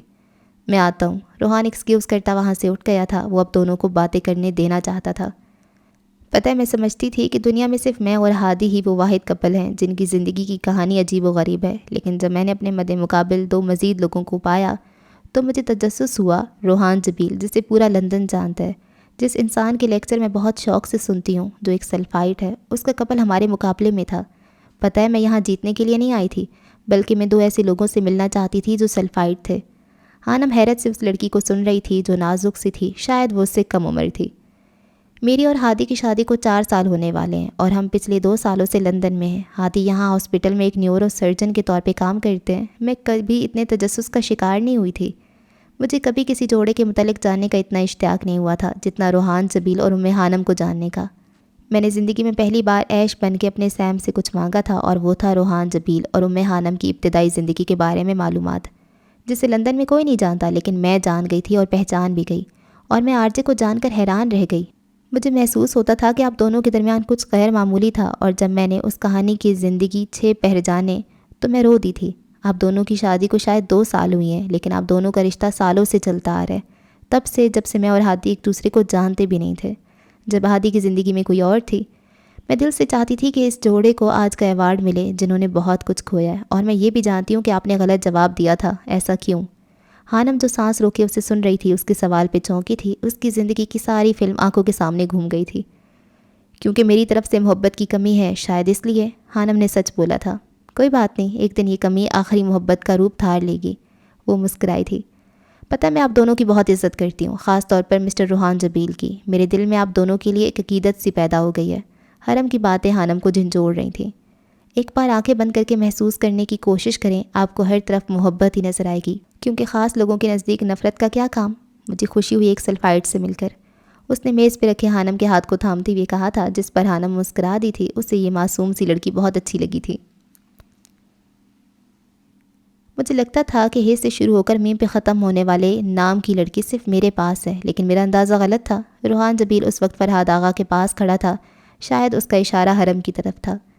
بہت کچھ ایک سا ہو کر بھی بہت الگ ہوتا ہے. ہر کہانی دوسری کہانی سے ایک فرق رکھتی ہے, جو کہ کہانی کا امتیاز ہوتا ہے. 2 الگ دنیاؤں کے لوگ جب ملتے ہیں تو خوشگوار سا احساس پیدا ہوتا ہے, اور اس احساس کو میں اس وقت محسوس کر سکتا ہوں. ینگ مین, تم ایک بہترین فریضہ سر انجام دے رہے ہو. مجھے امید ہے اگلے سال ایک اور ٹرافی تم لوگوں کی نظر ہوگی. فرحاد نے اس کا کندھا تھپتھپاتے ہوئے کہا تھا. پھر وہ دونوں اس میز کی طرف بڑھ گئے. چلے حرم, مجھے ہاسپٹل جانا ہے ایک مریض کا چیک اپ کرنے. وہ نرم لہجے میں کہہ رہے تھے. بہت جلد آپ لوگوں سے دوبارہ ملاقات ہوگی. وہ اپنی بڑی سی اونی شال سنبھالتی ہوئی بولی تھی. اس کے چہرے پر مسکراہٹ تھی. پھر اس نے اپنا ہاتھ ڈاکٹر فرحاد آغا کے بڑے ہوئے ہاتھ میں تھما دیا تھا. چند ہی لمحوں کے بعد وہ لوگ نظروں سے اوجھل ہو گئے تھے. اس ٹرافی کا کیا کرنا ہے؟ روحان نے میز پہ رکھی چمکتی ٹرافی کو دے کر پوچھا تھا. یہ خوبصورت تحفہ ہے میرے لیے, میں اسے سنبھال کر رکھوں گی. حانم مسکراتے ہوئے اٹھی تھی. اور اگلے سال؟ روحان نے عجیب سے لہجے میں پوچھا تھا. اگلے سال شاید ہم جیت جائیں. حانم نے مسکرا کر پر اصرار لہجے میں جواب دیا تھا. آج صبح سے ہی روحان پروفیسر جسٹن کے ساتھ ان کی لیب میں کام کر رہا تھا. حانم سے اس کی پورا دن بات نہیں ہوئی تھی, جبکہ اس کا دھیان روحان کے دماغ سے ایک پل کے لیے بھی نہیں نکلا تھا. وہ آج کچھ کرنا چاہتا تھا, کچھ کہنا چاہتا تھا حانم سے, اپنے نرم گرم جذبات کا احساس دلانا چاہتا تھا. اسے لگتا تھا جو اس نے کیا تھا وہ معافی کے قابل نہیں, لیکن آج وہ سوچ رہا تھا کہ گھٹنوں کے بل جھک کر وہ اس لڑکی سے معافی مانگے گا جو اس کی شریک حیات تھی. وہ جس وقت لیب سے گھر کے لیے نکلا تو موسم خراب ہو چکا تھا. بادلوں کی گرج چمک نے لندن کو اپنی لپیٹ میں لیا تھا. گھر پہنچتے پہنچتے بارش شروع ہو چکی تھی. وہ گیراج میں گاڑی کھڑی کرنے کے بعد سیدھا کمرے کی طرف آیا تھا. ملازمہ سے اس نے حانم کا پوچھا تھا. ملازمہ نے اس کے سونے کی اطلاع دی تھی. اوف, یہ لڑکی جانے اتنا کیوں سوتی ہے. وہ جھلاتا ہوا کمرے میں پہنچا تو حانم کو خواب خرگوش کے مزے لوٹتے ہوئے پایا. وہ اسے اٹھانا چاہتا تھا لیکن ایک پل کو رک گیا۔ وہ پرسکون نیند کے زیر اثر تھی اور یہ نیند روحان کے اس کی زندگی میں آنے کے بعد شروع ہوئی تھی۔ وہ مسکراتا ہوا اس کی جانب بڑھا اور پھر آہستہ سے اس کے قریب بیڈ پر بیٹھ گیا۔ کچھ پل یوں ہی اس کے چہرے کو دیکھتا رہا اور پھر ہولے سے سرگوشی کی۔ حانم اٹھ جاؤ، وہ اسے جگانے کی کوشش کر رہا تھا۔ حانم اٹھو نا، اسے ایسے سوتا دیکھ کر روحان کو کچھ ہو رہا تھا۔ اس کے بار بار پکارنے پر حانم کسمسائی تھی۔ اٹھ جاؤ جناب، بارش بند ہو جائے گی، پھر تمہاری خواہش کیسے پوری کروں گا؟ وہ اس کی پیشانی سے بال ہٹاتے کہہ رہا تھا۔ اس کی اس حرکت پہ حانم نے جھٹ سے آنکھیں کھولیں۔ وہ اس پہ جھکا ہوا تھا۔ حانم ایک جھٹکے سے اٹھ بیٹھی اور پھر مندی مندی آنکھوں سے اسے دیکھنے لگی۔ اسے نیند سے اٹھانے پر روحان کو برا لگ رہا تھا، لیکن جو اس نے سوچا تھا اس پر عمل کرنا بھی لازمی تھا۔ کیا ہوا، سب ٹھیک ہے نا؟ وہ بکھرے بالوں میں الجھی پوچھ رہی تھی۔ ہاں سب ٹھیک ہے، تم یہ کوٹ پہنو۔ روحان نے کپبورڈ کے ساتھ لٹکا ہوا اس کا موٹا اونی کوٹ اٹھایا اور اس کے قریب لایا۔ جلدی پہنو، اسے ٹائم نہیں ہے، پھر بارش بند ہو جائے گی۔ آج وہ عجیب سی حرکتیں کر رہا تھا، لیکن حانم الجھن بھری نگاہوں سے اسے دیکھ رہی تھی۔ خود پہنو گی یا میں پہناؤں؟ وہ اسے ساکت بیٹھا دیکھ کر سنجیدہ لہجے میں پوچھ رہا تھا۔ حانم نے ہڑبڑا کر کوٹ اٹھایا اور خاموشی سے پہن لیا۔ یہ بھی لازمی ہے، ایک موٹی اونی ٹوپی اس کے سر پہ اڑاتے وہ بڑبڑایا تھا۔ چلو فٹافٹ۔ اس کے بند جوتے پاؤں کے قریب رکھنے کے بعد وہ اسے دیکھتے ہوئے بولا تھا۔ جانے وہ کیا کر رہا تھا، حانم کو تو کچھ سمجھ نہیں آ رہا تھا۔ میرے خیال سے مجھے تمہیں اٹھا کے لے جانا چاہیے، روحان نے اپنی سوچ کو الفاظ دیے، اور حانم اس کی بات سنتے ایک جھٹکے سے اٹھ کھڑی ہوئی۔ اس کی یہ حرکت روحان کے لبوں پر مسکراہٹ بکھیر گئی تھی۔ وہ اس کا ہاتھ تھامے باہر لایا تھا۔ باہر بارش جاری تھی۔ ٹھنڈی ہوا کا جھونکا حانم کے چہرے سے ٹکرایا تو اس کی سستی پل بھر میں غائب ہوئی۔ اب وہ سوالیہ نظروں سے روحان کو دیکھ رہی تھی۔ تمہاری ایک پرانی خواہش پوری کرنی ہے، تم یہاں سے ہلنا مت۔ وہ اسے لان سے ملحقہ راہداری میں کھڑا کر کے خود بارستی بارش میں لان میں پہنچ گیا۔ حانم پھٹی پھٹی آنکھوں سے اس کی حرکات کو دیکھ رہی تھی۔ یہ اب کیا کر رہے ہیں، پاگل ہو گئے ہیں کیا؟ اسے بارش میں بھیگتا دیکھ کر حانم جیسے ہوش میں آئی تھی۔ تم وہیں رکو، باہر مت آنا۔ روحان نے ہاتھ اٹھا کر اسے لان میں آنے سے منع کیا تھا۔ پھر روحان نے ایک نظر آسمان کو دیکھا جو سیاہ نظر آ رہا تھا۔ بارش زیادہ تیز نہیں تھی، لیکن کچھ ہی پل میں وہ بھیگ گیا تھا۔ اس کا دل تیزی سے دھڑک رہا تھا۔ رات کی اس پہر پتھریلے فرش پہ بارش کا پانی موتیوں کی طرح چمک رہا تھا۔ روحان، حانم نے بے بسی سے پکارا تھا۔ تم بھی پاگل ہی ہو مسز، ایک میوٹنٹ جسے دوسروں کی نسبت ٹھنڈ کم لگتی ہے، تو سردیوں کی یخ بستہ راتوں میں سوئمنگ کرتی، اسے ٹھنڈ لگ جانے کے ڈر سے پریشان ہو رہی ہو۔ وہ اس سے کچھ فاصلے پہ کھڑا کہہ رہا تھا، جبکہ حانم کٹکا ہوا سانس بحال ہوا۔ اسے روحان سے اس پاگل پن کی امید نہیں تھی، جانے وہ کیا کرنے والا تھا۔ روحان نے اپنی نظریں حانم کے چہرے پر جمائیں اور دھیمی آواز میں گنگنانا شروع کیا۔ کبھی جو بادل برسیں، میں دیکھوں تجھے آنکھیں بھر کے، تو لگے مجھے پہلی بارش کی دعا، تیرے پہلو میں رہ لوں، میں خود کو پاگل کہہ لوں، تو غم دے یا خوشیاں سہ لوں ساتھیا۔ وہ بارش میں اس کے لیے گنگنا رہا تھا۔ یہ خیال ہی حانم کو ساکت کر گیا۔ کوئی نہیں تیرے سوا میرا یہاں، منزلیں ہیں میری تو سب یہاں، مٹا دے سبھی آ جا فاصلے، میں چاہوں مجھے مجھ سے بانٹ لے، ذرا سا مجھ میں تو جھانک لے، میں ہوں کیا۔ حانم نم آنکھوں سے اس کے پاگل پن کو دیکھ رہی تھی۔ کتنی محبت کرتا تھا وہ اس سے، سالوں پہلے کی گئی اس کی خواہش کو آج بھی یاد رکھے ہوئے تھا، اور اسے پورا کرنے کے لیے کسی بھی حد تک جا سکتا تھا۔ وہ اسے ساکت دیکھ کر دھیرے دھیرے قدم بڑھاتا اس کی جانب آیا۔ وہ پورا بارش میں بھیگ گیا تھا، چہرے سے پانی کے قطرے بہہ رہے تھے۔ میں نے کوشش کی کہ تمہاری دونوں خواہشوں کو پورا کر سکوں، وہ اس کے قریب کھڑا اس کی نم آنکھوں میں دیکھتا کہہ رہا تھا، جبکہ حانم کی نگاہیں اس کے چہرے پہ جمی تھیں۔ میں نہیں جانتا کہ میں کس انداز میں تمہیں دی گئی اذیتوں کا ازالہ کروں، کن الفاظ میں تم سے معافی مانگوں، ایسا کیا کروں کہ تم مجھ سے محبت کرنے لگو، محبت نہ صحیح تم مجھ سے اپنی نفرت کو ختم کر دو، میں ایسا کیا کروں؟ وہ بولا تو اس کا لہجہ اذیت سے بھرپور تھا۔ حانم کو بنا پل کے جھپکائے اس کے چہرے کو تک رہی تھی۔ میں زیادہ تو کچھ نہیں کر سکتا شاید، لیکن ایک کام کر سکتا ہوں، وہ کہتے ہوئے جھکا اور دونوں گھٹنوں کو زمین پہ ٹکا کر بیٹھ گیا۔ مجھے معاف کر دو حانم، ہر تکلیف کے بدلے جو میں نے انجانے میں تمہیں دی۔ وہ ہاتھ جوڑے معافی مانگ رہا تھا۔ حانم کو گویا کرنٹ لگا تھا، وہ ایک جھٹکے سے پیچھے ہوئی۔ اسے روحان سے اس حرکت کی توقع نہیں تھی۔ یہ سب اتنا اچانک ہوا تھا کہ اسے سمجھنے کا موقع ہی نہیں ملا۔ یہ کیا کر رہے ہیں آپ روحان؟ حانم نے جھک کر اس کے بندھے ہاتھوں کو تھاما تھا۔ پلیز ایسا مت کریں، وہ رو دی تھی۔ وہ کیسے بتاتی کہ اسے نئی دنیا سے روشناس کرانے والا وہی تھا، اسے سلفائڈ بنانے والا بھی وہی تھا۔ وہ اب اسی کے انداز میں اس کے سامنے بیٹھی تھی، دونوں کی آنکھیں نم تھیں۔ ایک درد دے کر رو رہا تھا، جبکہ دوسرا درد کی سزا دے کر۔ اگر روحان نے حانم کو درد دیا تھا تو وہ اس کا خمیازہ اب تک بھگت رہا تھا، اور حانم جو اسے پچھلے کافی عرصے سے سزا دے رہی تھی وہ خود بھی رو دی تھی۔ تو تم نے مجھے معاف کیا نا؟ وہ اس کی پیشانی سے اپنی پیشانی ٹکائے نم آنکھوں سے پوچھ رہا تھا۔ تھک گیا تھا، ساری دنیا سے لڑ سکتا تھا، لیکن حانم کی بے رخی اس کی برداشت سے باہر تھی۔ ہاں۔ حانم نے نم آنکھوں سے اس بات میں سر ہلا دیا تھا۔ وہ بھی کچھ کہنے کی پوزیشن میں نہیں تھی۔ اس کی اس حرکت پہ روحان مسکرا دیا تھا۔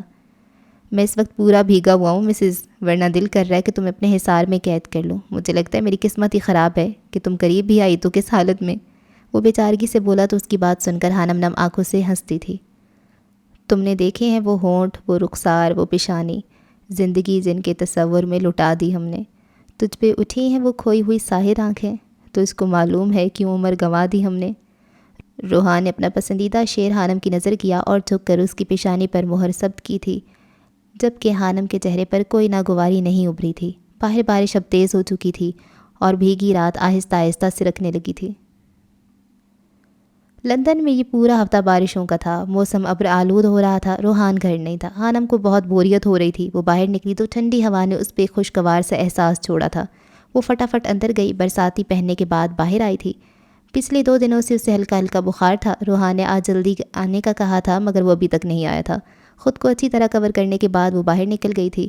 کھلی بڑی سیاہ پتھروں سے بنی سڑک پہ چلتے ہوئے وہ آس پاس موجود گھروں کو دیکھ رہی تھی۔ ایک خوشگوار سا احساس اس کے ارد گرد لپٹا تھا۔ وہ لائن کے آخر تک بھی نہیں پہنچی تھی جب ہلکی ہلکی بارش نے لندر کو بھگانا شروع کیا۔ حانم نے سر اٹھا کر ایک نظر آسمان کو دیکھا جو سیاہ ہو رہا تھا، اور پھر زمین کو جو گیلی ہو رہی تھی۔ وہ واپس جانے کے لیے مڑی ہی تھی کہ دھک سے رہ گئی۔ اس کے پیچھے روحان کھڑا تھا جس کے ہاتھ میں چھاتا تھا۔ یہاں کیا کر رہی ہو؟ وہ پوچھ رہا تھا۔ بس ایسے ہی دل کیا تو باہر نکل آئی۔ آپ کب آئے؟ جب تم گھر سے نکلی تھی تبھی آیا تھا میں نے تمہیں چھتری کے بغیر دیکھا تو اسے اٹھا کر تمہارے پیچھے ہی آ گیا کہ تم خود کا خیال نہیں رکھتی۔ وہ نرم لہجے میں بول رہا تھا۔ ٹھنڈی ہوائیں چل رہی تھیں۔ میں تمہارے لیے کچھ لایا ہوں۔ روحان کی بات پر حانم نے چونک کر اسے دیکھا۔ کیا؟ روحان نے ایک ہاتھ اپنی جیکٹ کے اندر ڈالا اور ایک فوٹو فریم باہر نکالا۔ تم وہ واحد لڑکی ہو میں حانم جس کے ساتھ آر جے بیٹھا ہوا دل سے مسکرا رہا تھا۔ میں نے ایسی چمک کبھی آر جے کی آنکھوں میں نہیں دیکھی تھی، اور نہ ہی کسی لڑکی کے چہرے سے پھوٹتی روشنی۔ تم دونوں ایک دوسرے کے سنگ بہت مکمل لگ رہے تھے۔ جب بھی میں اس تصویر کو دیکھتا ہوں مجھے ہمیشہ لگتا ہے تم دونوں ایک دوسرے کے لیے بنے ہو۔ مرتضیٰ، سالوں پہلے یہ مجھے کسی نے گفٹ دیا تھا کہ کسی طرح تم تک پہنچا دوں۔ حانم حیرت سے اس تصویر کو دیکھ رہی تھی۔ اس تصویر میں وہ دونوں بہت مکمل نظر آ رہے تھے۔ غصے سے گھورتی ہوئی ہانی اور کہے لگاتا آر جے۔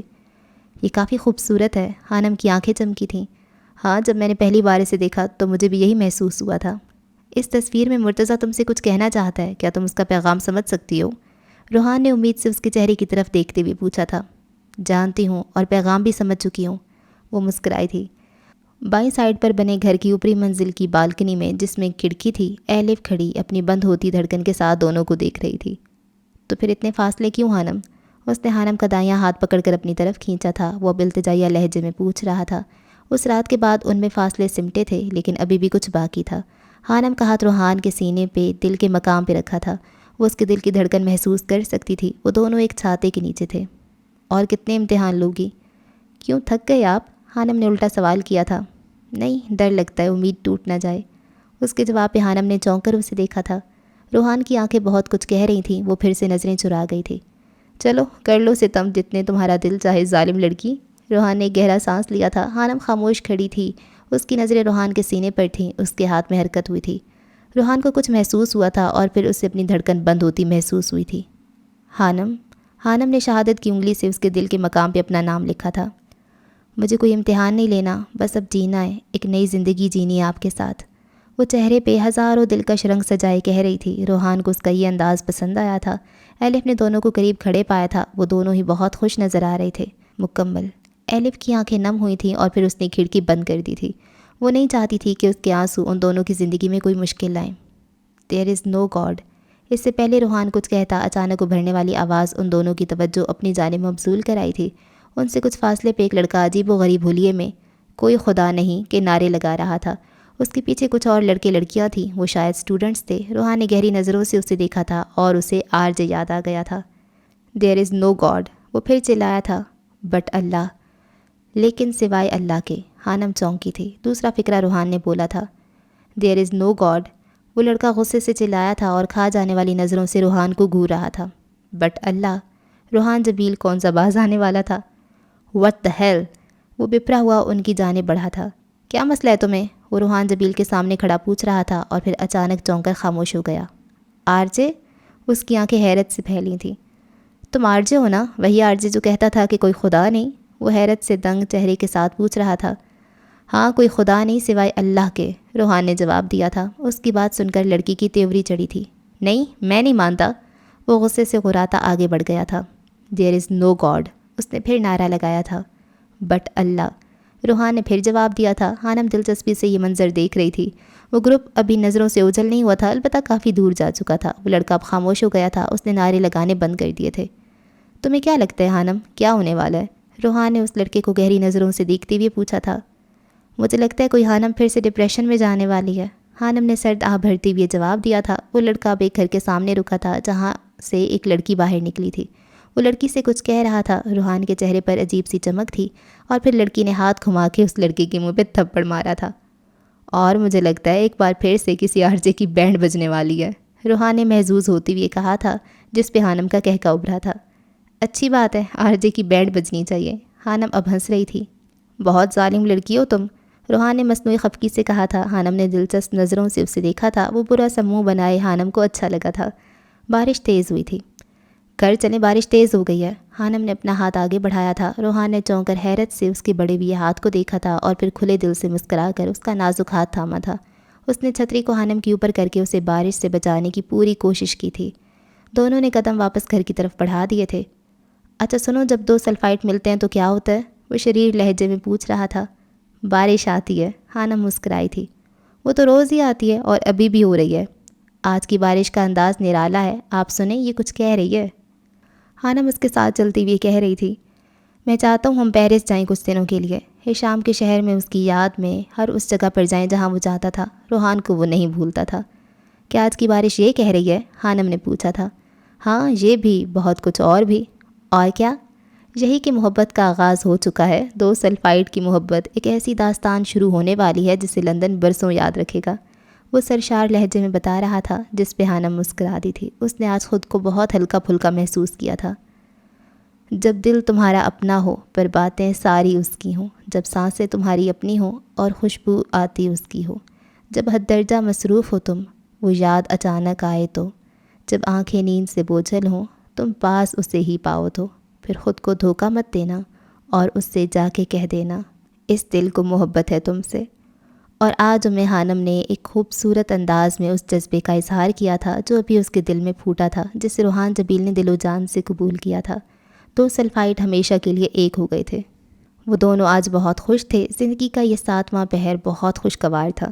ابھی بہت سے پہر باقی تھے۔ ہر ایک نیا پہر ایک نئی کہانی لانے والا تھا، اور اس کا کچھ اندازہ ان دونوں سلفائٹس کو ہو چکا تھا، جو پتھریلی گیلی سڑک پہ مسکرا کے آگے بڑھتے جا رہے تھے۔ آج کی بارش نے ان دونوں کی دائمی خوشی کی دل سے دعا کی تھی۔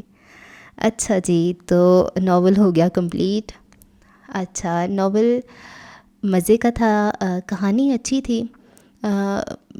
جو سب کہہ رہے ہیں کہ پیر کامل کی کاپی ہے، تو ہاں کچھ تو اس میں جھلک ہے، انسپریشن ہے، کافی زیادہ ہے۔ شروع میں تو کافی زیادہ تھی، لیکن آگے چل کے وہ چیز تھوڑی کم ہو گئی، مطلب ڈیفرنٹ ہو گئی نا۔ اگر میں اپنی بات بتاؤں، مجھے یہ کہانی کیسی لگی؟ مجھے یہ کہانی ایوریج لگی ہے، کوئی بہت ہی ٹاپ کلاس بھی نہیں لگی اور بہت ہی گئی گزری بھی نہیں لگی۔ اس میں اچھی چیز یہ تھی کہ اس میں انفارمیشن تھی، چھوٹی چھوٹی جو کہانی کے درمیان میں انفارمیشن آ جاتی ہے، وہ آپ کو مطلب ایک فری میں انفارمیشن مل جاتی ہے نا، آپ کو وہ انفارمیشن نہیں چاہیے ہوتی، لیکن کہانی پڑھتے پڑھتے وہ آپ کو مل جاتی ہے، تو یہ ایک اچھی چیز ہوتی ہے۔ دوسری بیسٹ چیز یہ تھی کہ کہانی کو ڈریگ نہیں کیا گیا۔ کہانی مطلب ایک طرح سے تو کبھی کبھی مجھے لگ رہا تھا کہ بھاگ رہی ہے، بہت سی چیزیں جن کو تھوڑا اور ایکسپلین کیا جانا چاہیے تھا، وہ ویسے ایکسپلین نہیں ہوئے۔ ہشام کا جو جارڈن ہے، وہ مجھے تھوڑا اضافی کریکٹر لگا، اس کی سائڈ کو تھوڑا اور ایکسپلین کیا جانا چاہیے تھا۔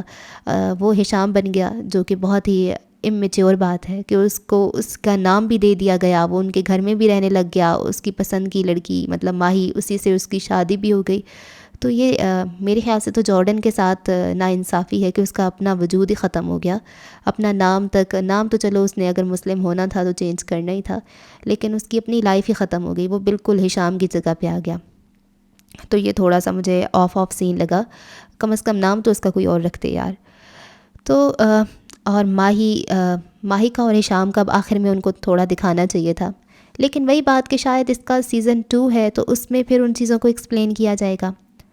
تو یہ کس ٹائپ کا ناول ہے کہ کچھ کو بہت اچھا لگ سکتا ہے، کچھ کو نہیں اچھا لگ سکتا، کچھ کو ایوریج لگ سکتا ہے. تو مجھے یہ ایوریج لگا ہے ناول. جہاں تک بات کریں ایموشنل کی، تو میں اس میں کہیں پہ بھی ایموشنل نہیں ہوئی. مجھے ایسے ناول بہت اچھے لگتے ہیں جس میں ایموشنل ہو جاتی ہوں. ایموشنل بندہ تب بھی ہوتا ہے نا، ورنہ یار ہر ناول میں کوئی نہ کوئی کریکٹر مر رہا ہوتا ہے، کسی نہ کسی کے ساتھ زیادتی ہو رہی ہوتی ہے، تو ایموشنل تو بندہ ہو ہی جاتا ہے. لیکن تب ایموشنل ہوتا ہے جب آپ کسی کریکٹر کے ساتھ بہت زیادہ اٹیچ ہو جاتے ہو. تو مجھے اس میں اٹیچمنٹ نہیں محسوس ہوئی. تو یہ ایک سین مجھے تھوڑا تھوڑا آف لگا ہے اس میں. اور یہ اچھی بات تو یہی تھی کہ کہانی ڈریگ نہیں ہوئی، جلدی ختم ہو گئی ہے. اور کیا ہے اس میں، ٹھیک تھی. ایلا بھی صحیح تھی، ماہی بھی صحیح تھی. یہ لڑکی کیا نام ہے، ایلف، اس نے بہت گریسفلی اس چیز کو ایکسیپٹ کیا اور سائڈ پہ ہو گئی. یہ اچھا پوائنٹ تھا اس میں. شالنی کو ہم بالکل بھول گئے تھے، شالنی آ گئی اس میں. اور شاید نیکسٹ سیزن میں یہ ہوگا کہ یہ جو اسلامک فوبیا ہے یا ان چیزوں کے خلاف تنظیمیں ہیں ان کے خلاف لڑے. اور نیکسٹ ایپیسوڈ میں کیا ہو سکتا ہے نا، شاید ان کے بچے ہو جائیں، ان کی کہانی ہو، ہے نا. دیکھتے ہیں جی کیا ہوتا ہے. اچھا، اس کا نیکسٹ سیزن آئے گا کیا، مطلب آیا ہوا ہے، اس کا نام ماسیل ہے، اور وہ بھی میں انشاءاللہ اپنے چینل پہ لانے والی ہوں. لیکن فوراً نہیں، ابھی کچھ پینڈنگ ناولز ہیں جو مجھے پڑھنے ہیں. آپ مجھے بتائیں کون سے ناولز پڑھنے چاہیے. خیر آپ لوگ تو مجھے ہر ٹائم ہی بتاتے رہتے ہو. کچھ ہے میرے مائنڈ میں، جنت کے پتے ہے، نمل ہے، حالم ہے، قراقرم کا تاج محل ہے، اس کے علاوہ ذوالکفل ہے، اس کے علاوہ اور کون سا تھا میرے مائنڈ میں، اسری یسریٰ تھا. اور بہت سے ناولز ہیں جو پینڈنگ ہیں، جو پڑھنے ہیں. تو سارے کے سارے ناولز آنے والے ہیں. پریشان نہیں ہونا، آگے پیچھے ہو جائیں گے لیکن آئیں گے ضرور. اس کے علاوہ جی نور راجپوت کا ایک میں نے ناول ریسنٹلی پڑھا ہے، ہناوے. تو اگر آپ کو یہ ناول اچھا لگا ہے تو آپ کو ہناوے بھی اچھا لگے گا. اس کا لنک کیا وہ آپ کو اسکرین پہ نظر آ جائے گی، اس کی پلے لسٹ، اس کو بھی چیک آؤٹ کریں. اس کے علاوہ جی دیکھ لیں چینل، گھومیں پھریں، پلے لسٹ دیکھیں، سیکشن میں جائیں. بہت ناول پڑھے ہیں یار، بہت سارے پڑھے ہوئے ہیں. تو آپ کوئی بھی اٹھا کے پڑھنا شروع کر دیں، مجھے امید ہے آپ کو اچھا لگے گا. چینل کو کر لیں سبسکرائب اگر آپ نے ابھی تک نہیں کیا ہوا تو. دعاؤں میں یاد رکھیں. اللہ حافظ.